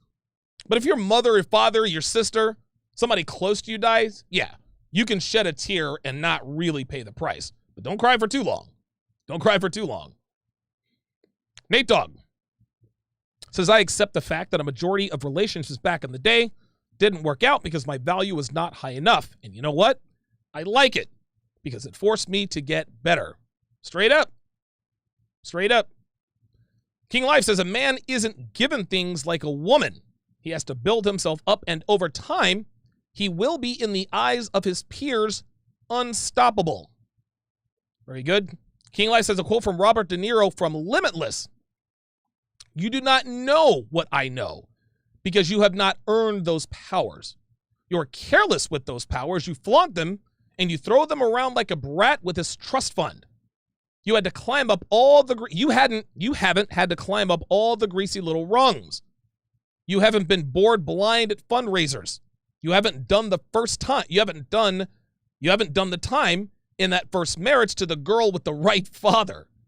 You think you can leap over all in a single bound. You haven't had to bribe or charm or threaten your way to a seat at the table. You don't know how to assess your competition because you haven't competed. Don't make me your competition. Shout out to Kevin Samuels, who is in the chat, says he is writing the book as we speak. Well, Kevin, listen, don't forget us little guys on your way to the top. Don't forget about us. Good to see Kevin in the chat. And no, it was not Kevin who called me. I remember there was a time, I think it was like last summer, every time I went live, Kevin would call me at some point during the show. I don't think he did it on purpose. I just think that that's just the way the timing was. It was quite incredible. Quite incredible. Okay, let us get to the voicemails. Let's get to the voicemails. I have 3 voicemails. I'm going to answer 3 more voicemails from the TSR from the TSR mailbox. Let's get right into it. Here we go. Hi, this is Brittany from Nebraska. Love your content. I was just calling. I was listening to the radio and, a cheesy song came on, and I was just wondering, why do women like these songs where men are, all about, basically putting women up on pedestals and they're the greatest thing in the world. But in reality, we don't want that in real life. So I just don't understand why we like these songs. I mean, I see myself fall into this trap where I like this song, but in my own reality, that's not who I'm with, who I'm married to. So I just thought that was kind of interesting that these songs are so successful, and yet in reality, it's not what we want in our relationship. So I just kind of wanted to hear your point of view on that and see what you have to say. Thanks, Donovan. Bye. Yeah, absolutely. Thanks for the question, Brittany. This one is actually quite simple. And the answer to your question is exactly why women swoon when Russell Wilson pedestalizes Sierra. It's because of his value. Russell Wilson is a simp, but Russell Wilson is also a high-value guy. And the higher your value, the more leeway you get in the way of beta male, unattractive characteristics. Russell Wilson makes $35 million a year. He's a good-looking dude, right? He's married to Sierra and all this other kind of stuff. So women will swoon over him when he is pedestalizing his woman because he's Russell Wilson. Let a run-of-the-mill brother tweet about his woman, Jesus has anointed you from the crown on your head to the soles of your feet. Let an average run-of-the-mill brother say that about his woman. Dude, he'll get laughed off of Twitter, get laughed off of Instagram. It's not about the message. It is literally about the messenger. So when you're listening to these songs about men who are pedestalizing women, the reason why that's appealing to you is because that is satisfying both sides of your dualistic strategy. Alpha seed, beta need. The guy singing the song he's a recording artist. He's worth a lot of money. He's probably good. He's probably half decent looking. Recording artist. He's got celebrity. He has status. Other women want him. So you've got the alpha thing taken care of. You've got the money. You've got the status. You've got the bravado and all that stuff. Well, when he shows a little bit of his softer side, that exacerbates your attraction to him. Oh my God, this alpha male, this man who can have any woman he wants in the world, is talking about his one true love. Ding, ding, ding, ding, ding. Both sides of the dualistic mating strategy accomplished. This is why I'm going to date myself here. All for One did a song, I Swear. Dude, girls love that. But if a non-celebrity, if a guy at their school or some guy they knew at work sing an I Swear song, they'd be like, what are you doing, Mike? No, he's not All for One. Girls don't want him. He's not a celebrity. He's not on a tour. Nobody knows who the hell he is. That's why it's not attractive when he does it. It's like the same, it's like the same difference between an ugly guy and a handsome guy, right? If an ugly guy hits on a girl at work, it's sexual harassment. If a handsome guy hits on a girl at work, it's just harmless flirting. Well, there you go. The more value you have, and this is not just, and I'm talking value as far as looks, money, status, whatever. The more value you have in any one category, the more leeway you have in terms of unattractive, quote, beta male behavior. Russell Wilson is Russell Wilson. He won Super Bowl winner, signed a record-breaking contract. He's going to get another contract here in a few years. He's Russell Wilson. He's a good-looking guy, all this other kind of stuff. When he writes these long soliloquies, waxing poetic about how his queen has changed his life, of course women swoon over that. Because they imagine themselves in that situation. They imagine the alpha male who's out there making $34 million a year, rough and tumble with all these football players, can show a softer side of himself. That Russell Wilson can show a softer side of himself because he's already a made man. He's already worth, he's going to be worth hundreds of millions of dollars. He plays for the Seattle Seahawks. He's a celebrity. He has influence. He has status. Women want him. That's why Russell Wilson can get away with talking like that.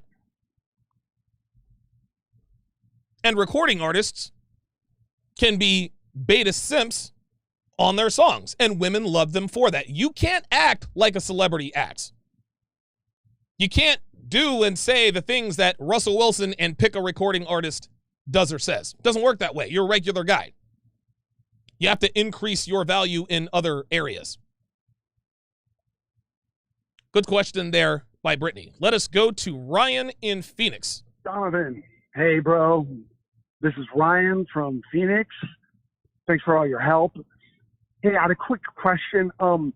When a woman throws bullshit at me, should I call her on her or just ignore her? For instance, yesterday I was with a woman and she said, "Are you ready to be nice?" And I just ignored her instead of like calling her on her by saying, the world's biggest turnoff to a woman is a man who's too nice. Oh, boy, Ryan. And so I've been debating that the entire day since that happened. I just ignored it. Should I just ignore, if a woman says, "Are you ready to be nice?" implying that you're not being a respectful gentleman, should you call her on or just ignore it? Thanks for all your help. Love you, dude. Bye. Okay, so thanks for the question, Ryan.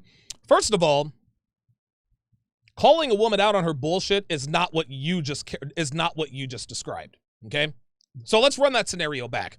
Are you ready to be nice, or are you ready to be a gentleman now? And you say, "Well, listen, one of the most unattractive things a man can do is to be a nice guy and a pushover." That's not calling her out on her BS, Ryan. That's giving her the game.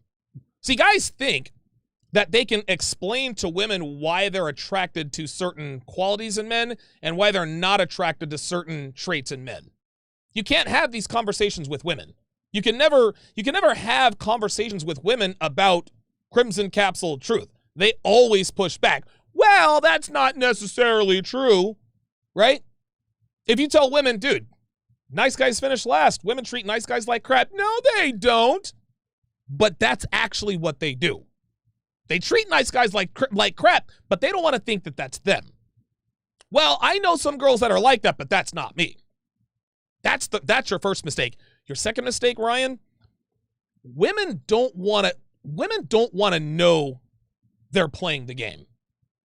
Women don't want to know they're playing the game. They don't want a guy to explain to them that they're playing the game. They just want to play the game. They don't want any acknowledgement. They want the Truman Show experience. It's almost like they make a contract with themselves. Okay, this guy who's hitting on me obviously has game. And then she throws poop tests at you to make sure that you are who you present yourself to be. Even still, if you pass all of her poop tests, she still knows you're playing a game. That's what this is. It's the game of attraction, the game of seduction. If you tell a woman, "Well, the reason why you're attracted to me is because I have straight white teeth and I'm 6'4", she's going to be like, "Huh? No, that's not why I'm attracted to you."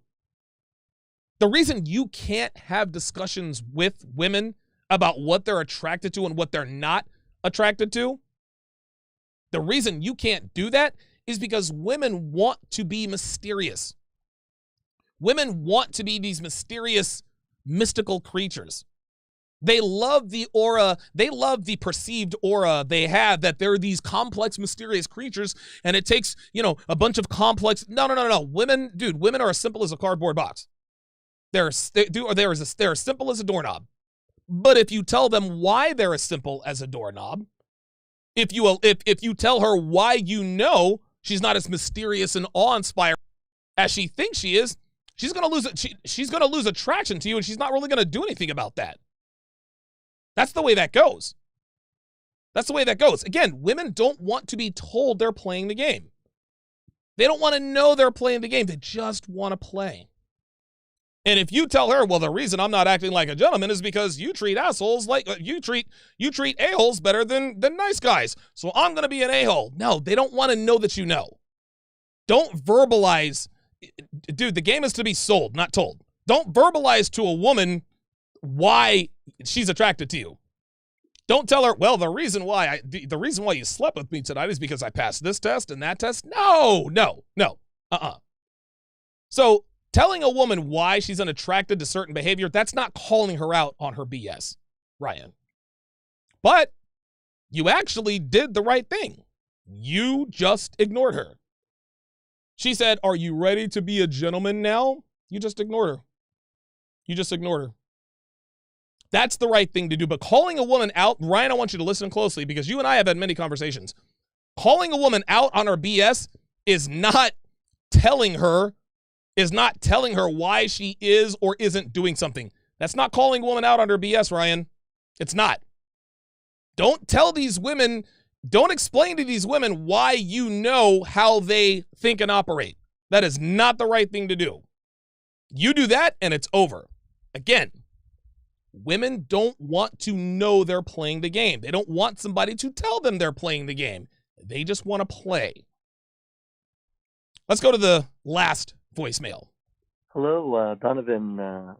I've been listening to your show recently, and I love it. I think you're a brilliant, well-spoken man.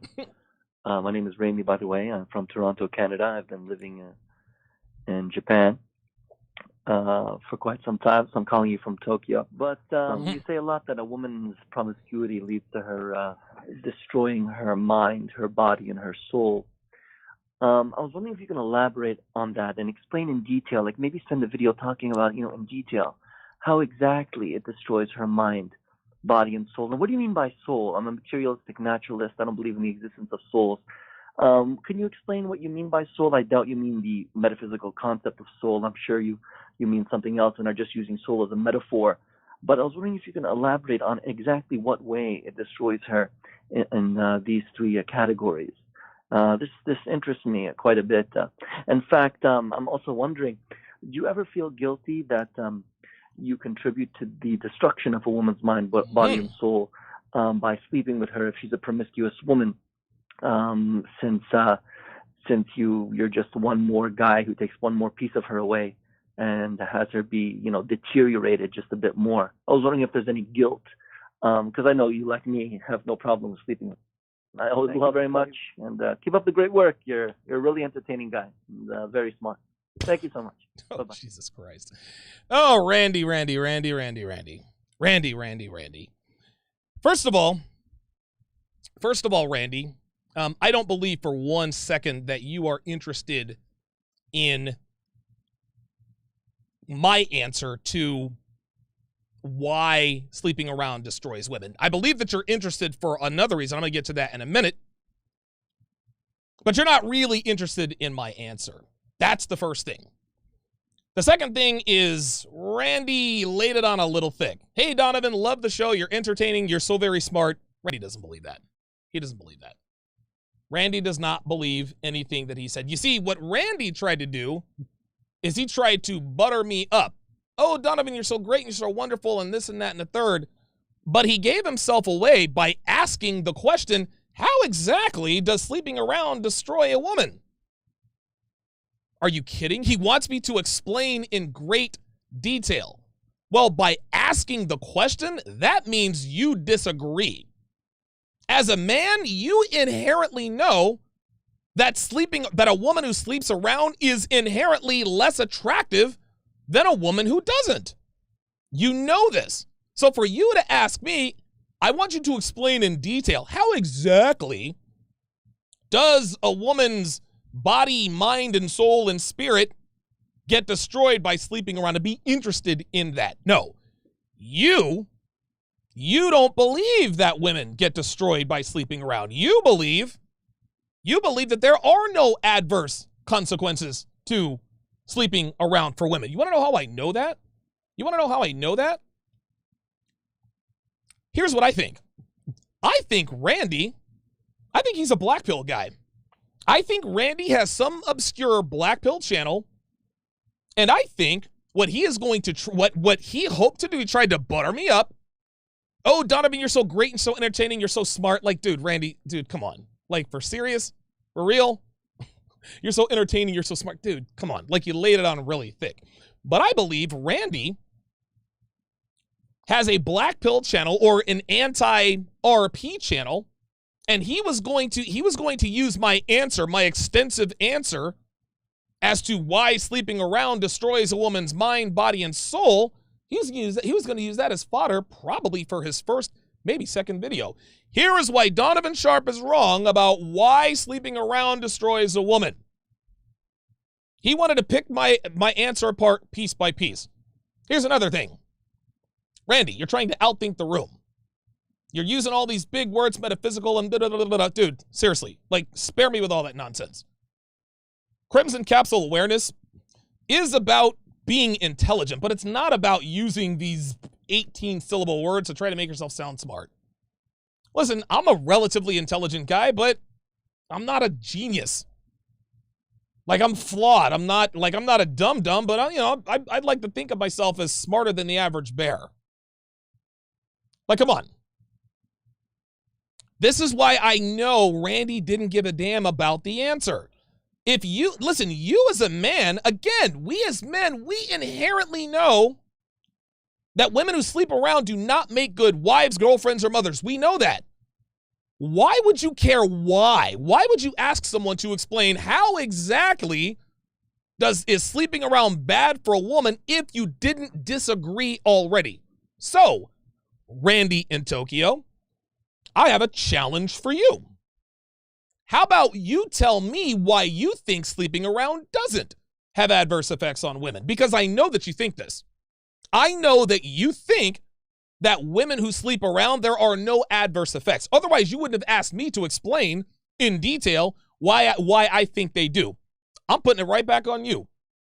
I want you to give me a call back at the TSR hotline, 702-919-7197, and I want you to just tell me the truth. Hey, listen, Donovan, I disagree, and here's why. Then I will respond to you. Now, I've probably given this guy probably enough fodder for whatever little channel he has, right? Here's the last thing that gave away his intentions. Here's the last thing that gave away his intentions. This is funny. He asked me, well, Donovan, don't you feel guilty? Don't you feel guilty about contributing to a woman's notch count? Don't you feel guilty about running up a woman's body count? I mean, listen, if a woman is destroying herself with sausage and you are one of those sausages, don't you feel guilty about it? Not one bit. Not one bit. Nor should I. Listen, I'm a man. I'm not going to feel guilty about sticking my sausage in other women. I don't give a damn about her. If she gives up the booty on the first night, why should I care? I had a conversation with a really good friend of mine a while back. When it comes to women, I'm going to try to sleep with you. I am going to try to sleep with you. I'm a man. If I am sexually attracted to you, I'm going to try to get the panties. It is your job, if you want this thing to last longer than 1 night or 1 week or 1 month, to put me off as long as possible. Because the sooner you give it up, the less respect I have for you. And the less respect I have for you, the less likely it is that I'm going to commit to you down the road. I'm going to try to sleep with you because that's what men do. This is just what they do. And oh, by the way, if I didn't try to sleep with you on the first and second and third and 9th date, at that point you'd get bored because you'd think, what's wrong with this guy?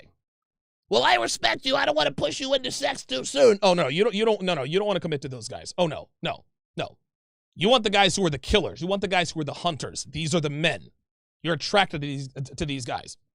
I say to women all the time, if you want any chance to be in a relationship of consequence with a man of value, you must resist sleeping with him for as long as possible. Then they come back at me with, well, what they leave you for another girl because you're not putting out.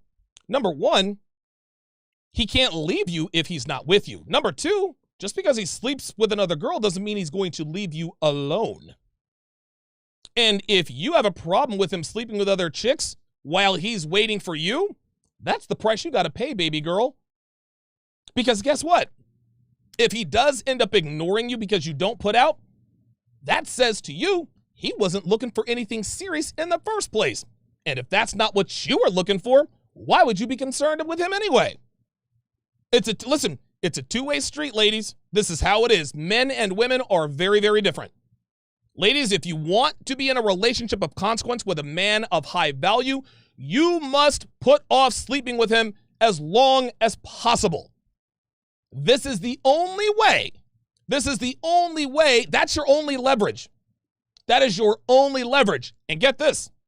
For you garden tools out there thinking you're going to fool a man into thinking that you're high value by making him wait for 3 months before you give up the booty, trust and believe, he's still peeping you out. See, just because you haven't given up the booty yet doesn't mean that he doesn't see that your phone is steady vibrating. Doesn't mean that he sees you're not an Instagram thought. Doesn't mean he didn't see those pictures of you in Dubai.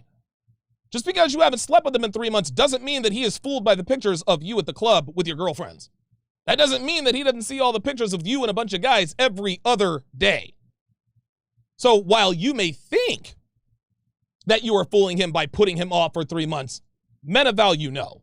Just because you're not sleeping with him doesn't mean that he knows that he doesn't know you're not still a hoe. Right? See, ladies can only fake the funk for so long. They think that by closing their legs, that is somehow going to just fool any man. Oh, no. There are a myriad of hoe tendencies that hoes just can't let go. But back around to Randy in Tokyo's question, no. I feel not 1 ounce of guilt. And then Randy would probably come back and say, well, you're part of the problem. Listen, man, that's like a football team complaining that the other team ran up the score on them. If you don't want them to run up the score on you, then stop them. Right?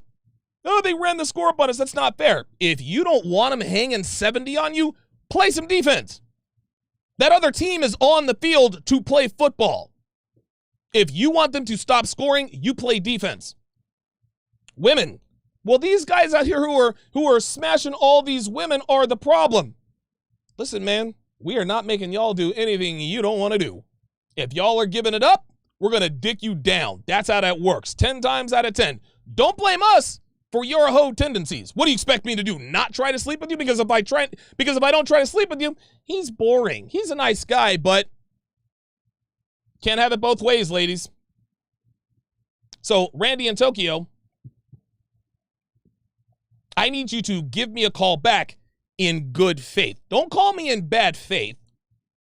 Don't call me in bad faith and try to goad me into creating a video that explains how sleeping around destroys a woman only for you to come back on some black pill channel. Well, this is what Donovan said. Get out of here with that. Dude, I am not smart enough to come up with some biological, nope. And oh, by the way, Randy, I've actually talked about this extensively way back in, episode 270? 273. The Banana Gobbler versus Stud Conundrum. That is a 45-minute podcast that breaks it down on a biological level. I suggest you start doing some research. There's your answer. If you want to respond to something, respond to that. Good luck with your YouTube channel. All right, let me read the rest of these super chats before we jump.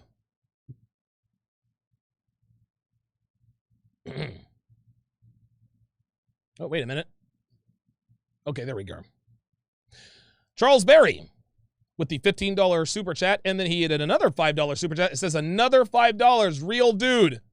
Real talk, dude. Thanks for helping me and my relationship, and thank you for going against the grain, not catering to betas. My pleasure, Charles. I absolutely love what I do. Here's why I know I love what I do.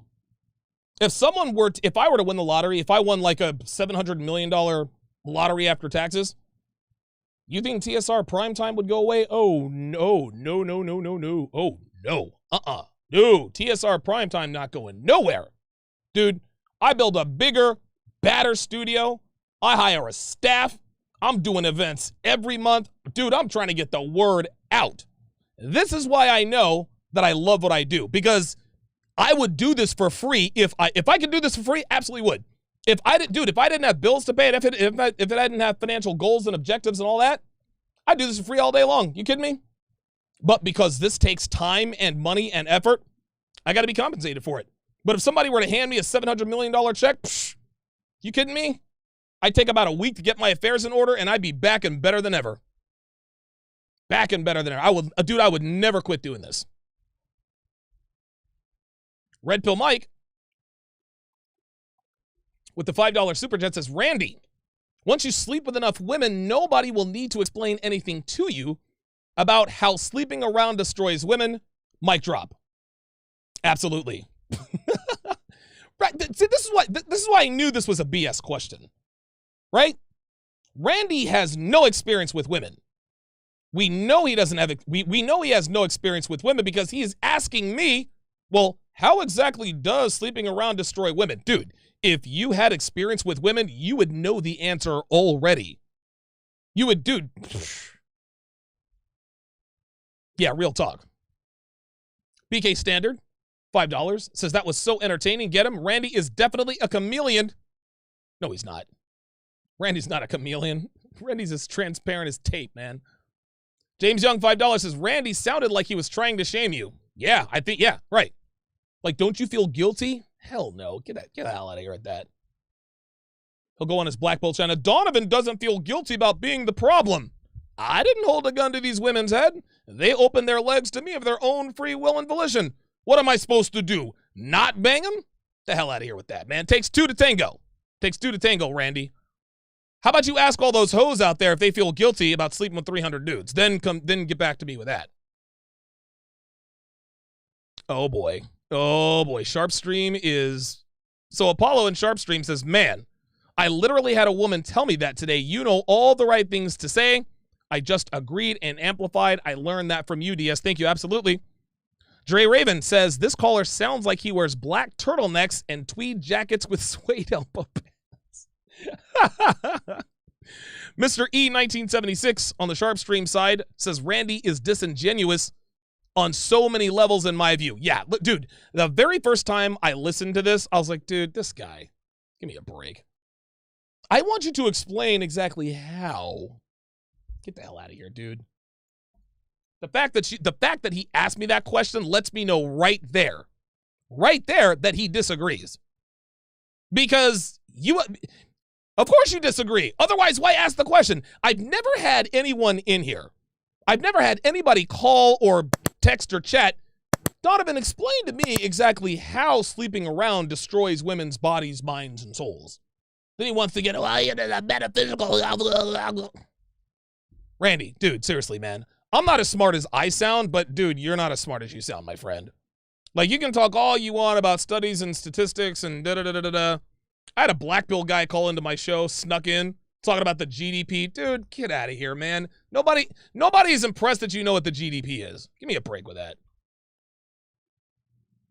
BK Standard says, Randy reminds me of that. Then he names a content creator who I am not going to say on the air, but I agree with that.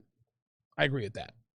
I've given Randy plenty of conversation fodder for his next stream. And I absolutely 100% believe that Randy is absolutely that guy. He is absolutely that guy. Taj Sid on the Sharpe Stream side says he ain't intelligent. He spent the first 5 minutes saying nothing. You know what? Let's listen to that call again. I'm going to listen to that call again, man. Hang on a second. I'm going to go back and listen to this call again because it is very, very entertaining. We're going to listen to the Randy phone. We're going to listen to the Randy voicemail again. Here we go.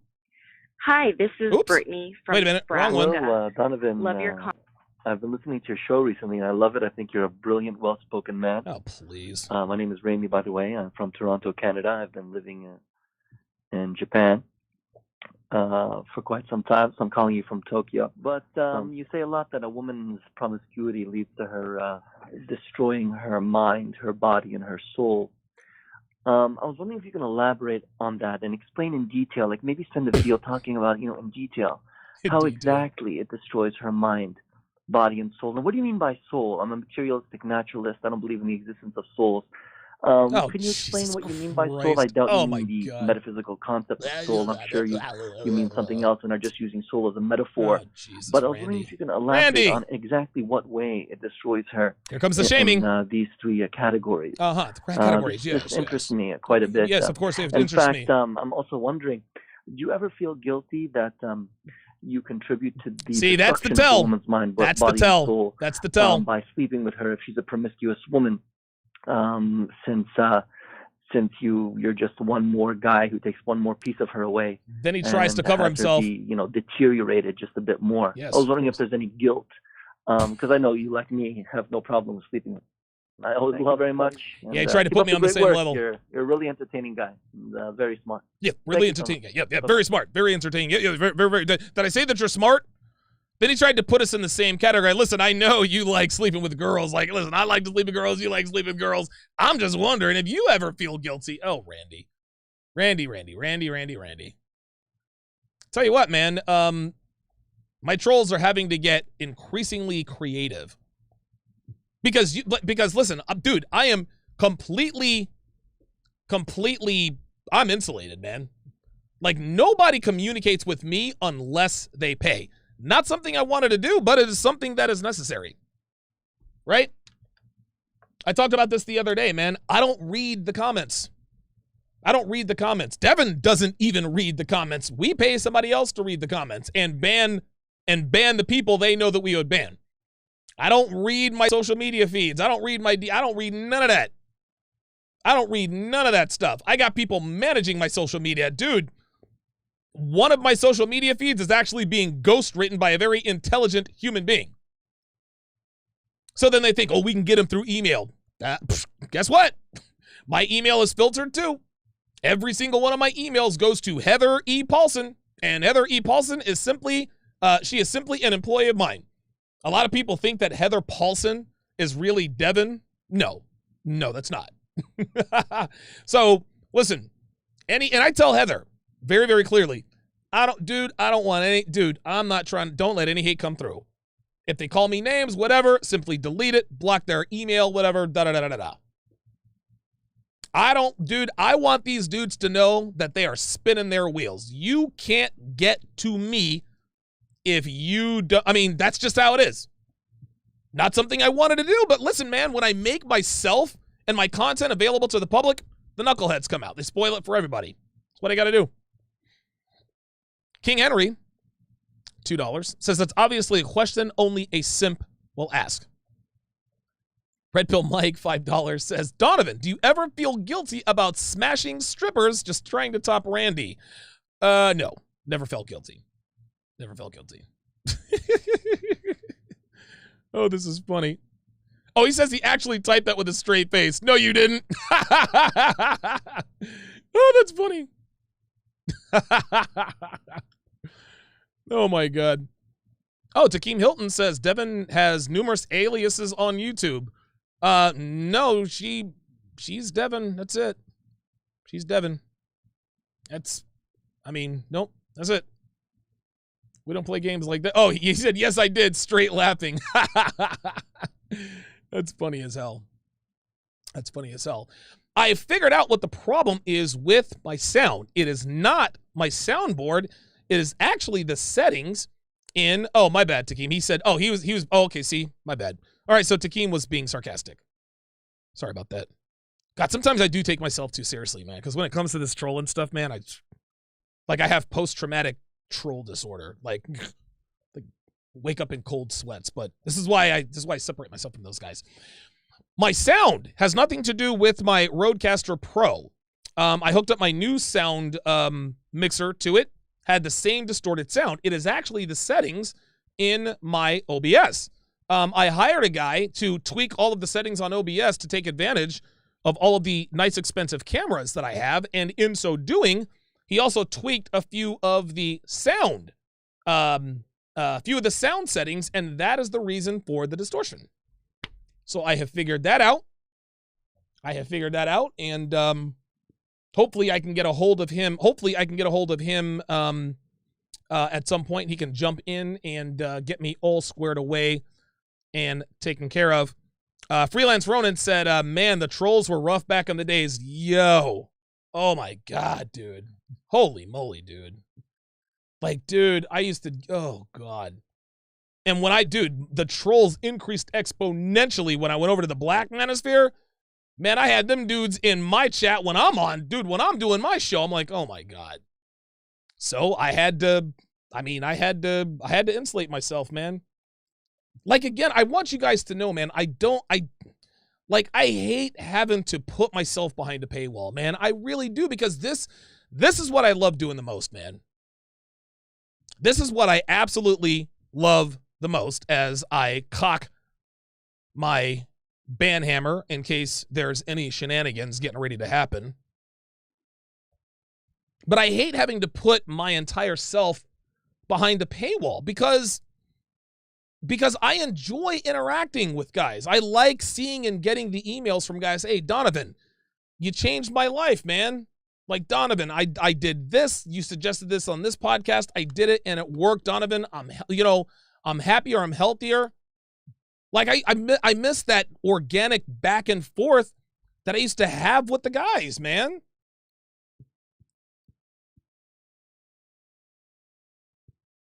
Oh, Taj Sid said OBS was filtering out the noise. That's why it didn't sound too clean. Okay, well, then I'll get my guy to figure that out. You're probably right. But, I love, dude, I'm going to tell you what. The most fun I have ever had doing this was back between episodes 200 and 3. Back between episodes 150 and 300.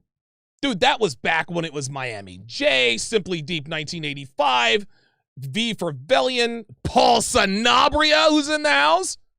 Man, haven't seen Paul Sanabria in here in a while, but Paul Sanabria is one of the TSR OGs. Dude, Freelance Ronin. Like, I used to sit there and just talk with you guys for 2-3 hours. Now I can't do that anymore because we get knuckleheads all in the chat trying to throw salt in the game. It's like they know I'm like a bear. They're like poking the bear because they know I've got an off-the-wall temper. So I said, you know what? I'm not a guy that can control myself around trolls. That doesn't make me weak. That just makes me a human being. Listen, man, my temper is something that I cannot get a hold of, and I can't stand keyboard gangsters. Never have, never will, so I insulate myself from them. So Paul Sanabria, $25, says, Donovan, I made 2 major mistakes. He said, first off, I dated a woman with kids. The kicker from different daddies. The jawbreaker. The jaw dropper. She was still married to her 3rd baby's daddy. I finally cleared my head thanks to you.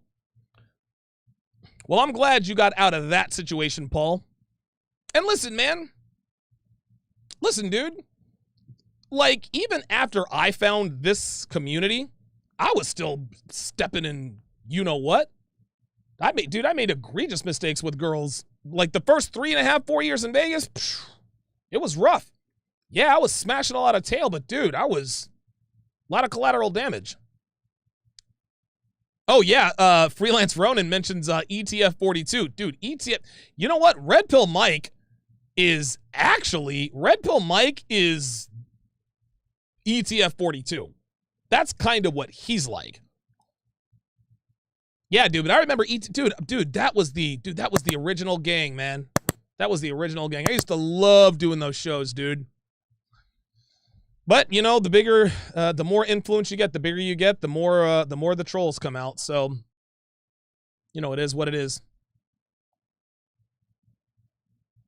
Janik, 25 Hong Kong dollars, says, honestly, why troll? I remember the show you did with Aaron Clary. We have limited time. What tangible satisfaction is there in doing that? I don't know, man. I don't know, dude. And I'm not being facetious. Me personally, and this isn't to say that I'm any better than anybody else, but me personally, I have never understood the desire to go onto somebody else's podcast and just talk trash about him. Like, I don't know. Like, me, I don't derive satisfaction from that. I don't know, man. I wish I could understand. Like, dude, even if I hated someone, I'm not going to go in there and troll their chat. Like, I got better things to do. Listen, there are content creators out there that I do not like. There is no love lost between us. Even still, like, I don't feel the need to jump in there and talk a bunch of junk, man.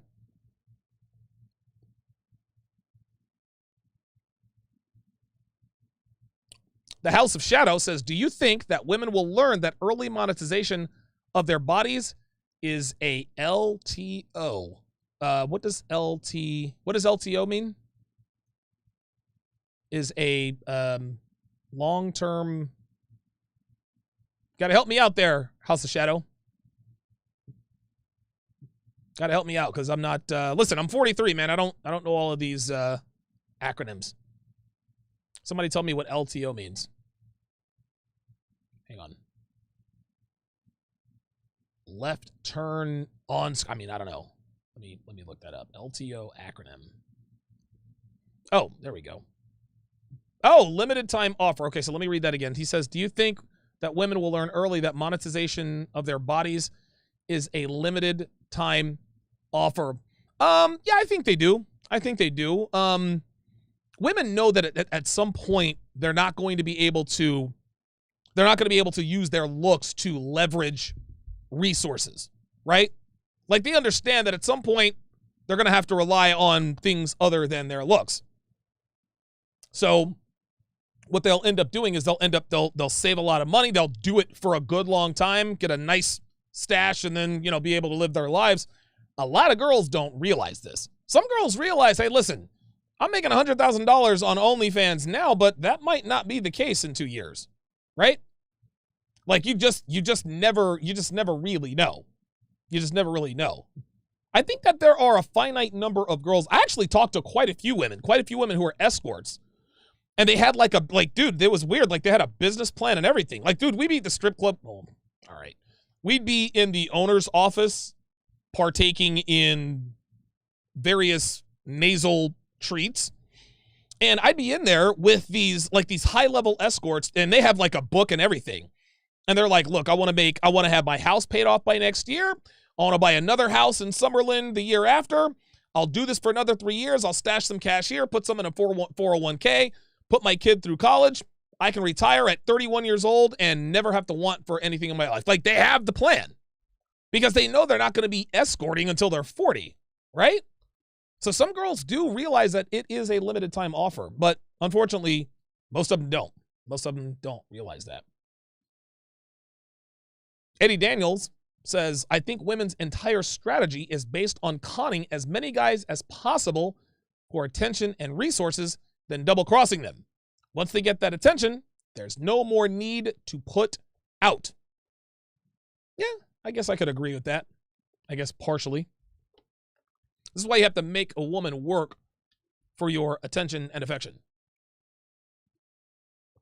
Big Wute Samaj, one of the TSR double OGs. Big Wute you were in there in the early days.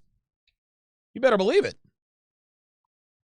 He says, man, I'm about the same age as DS. Young women are capitalizing heavy on the sugaring. I mean, a lot. These young ones are damn near certainly ruined by 28, especially if they look good. Yeah, man. Yeah, listen, there's a price to be paid, man. There's a price to be paid for that stuff. And dude, it's sad to say, but most 8s, 9s, and 10s are sponsored. Most 7, dude, if a woman is a 7, an 8, a 9, or a 10, she's monetized. Somebody is paying her for the way she looks. Instagram, OnlyFans, she might be an escort, she might be doing seeking arrangements. It is very rare, if not impossible, to meet an extremely attractive woman who is not sponsored and or monetized in some way. Someone owns her in some way.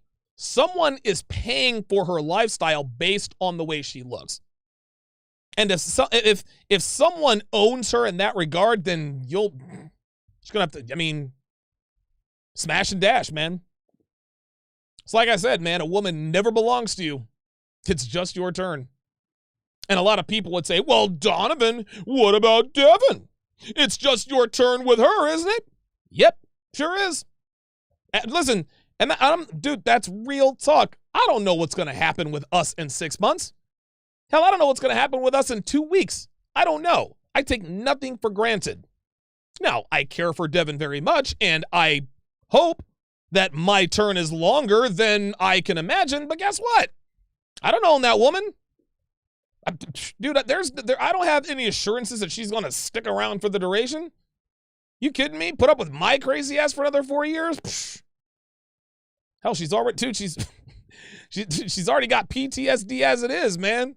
She might want to get out while she's still got a couple of marbles rolling around up there before she goes totally crazy. Janik says these new showtimes have become a motivation to wake up early. I'm very, very glad to be doing the show at this time because when the show is over, I literally shut everything down and I go downstairs. I have a drink or two and then I'm done. I drank way too much last night. I had 4 whiskeys. When I say 4 whiskeys, 4 shots of whiskey, I just drink whiskey straight now, guys. I don't do whiskey sours anymore. Just straight whiskey in a glass. I had 4. I put the shot in there and I'm good. Right? Drank 4 last night. Almost 120 proof. I woke up today with a mean hangover. Mean hangover. So I will only be drinking 2 whiskeys tonight. Maybe 2.5. You know how that goes. You guys know how that goes. Guys, don't forget, Womanese Volume 3. Womanese Volume 3 drops on November 27th.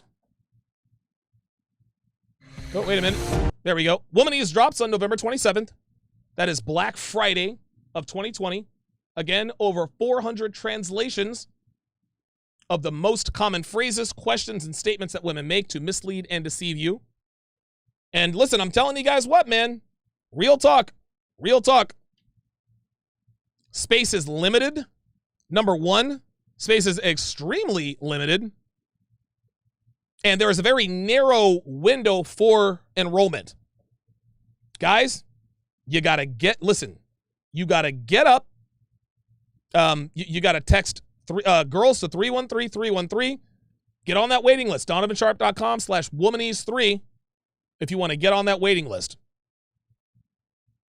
Yeah, Devin says when I woke up, he was still in bed. Yeah, that's when you knew I was not doing good. Whew. Ay. King Life says, I never realized Pinot Grigio is the best wine to drink. I never get hangovers on it. I also drink it before competitions too. That might be something to ponder. I hate white wine. I love red wine. But sometimes red wine can be, if I drank too much red wine, dude, I drank 3 or 4 glasses of red wine the other night. Dude, I was up pissing every 45 minutes. It's crazy. Well, guys, that is going to do it for this edition of TSR Live. Oh, wait a minute. Hold up. Technomage B5, $5, says, I think I'll add a condition on my next contract. When Sharpe Stream is on, I'm on break. That is a very, very good contract. I appreciate all of your contributions, Technomage B5. That is going to do it for this, the 600. Oops. Christ. Sorry about that. That is going to do it for this, the 682nd edition of TSR Live. Join us tomorrow, right here, same bat time, same bat channel for episode 683. Thanks for watching, guys. We will see you tomorrow night.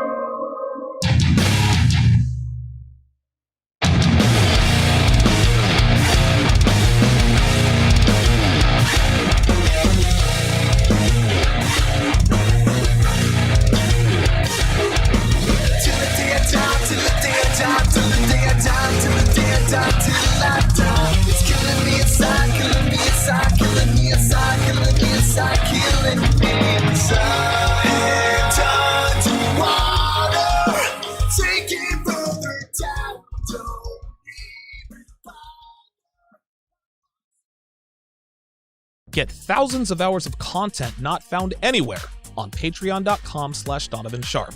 Link in description.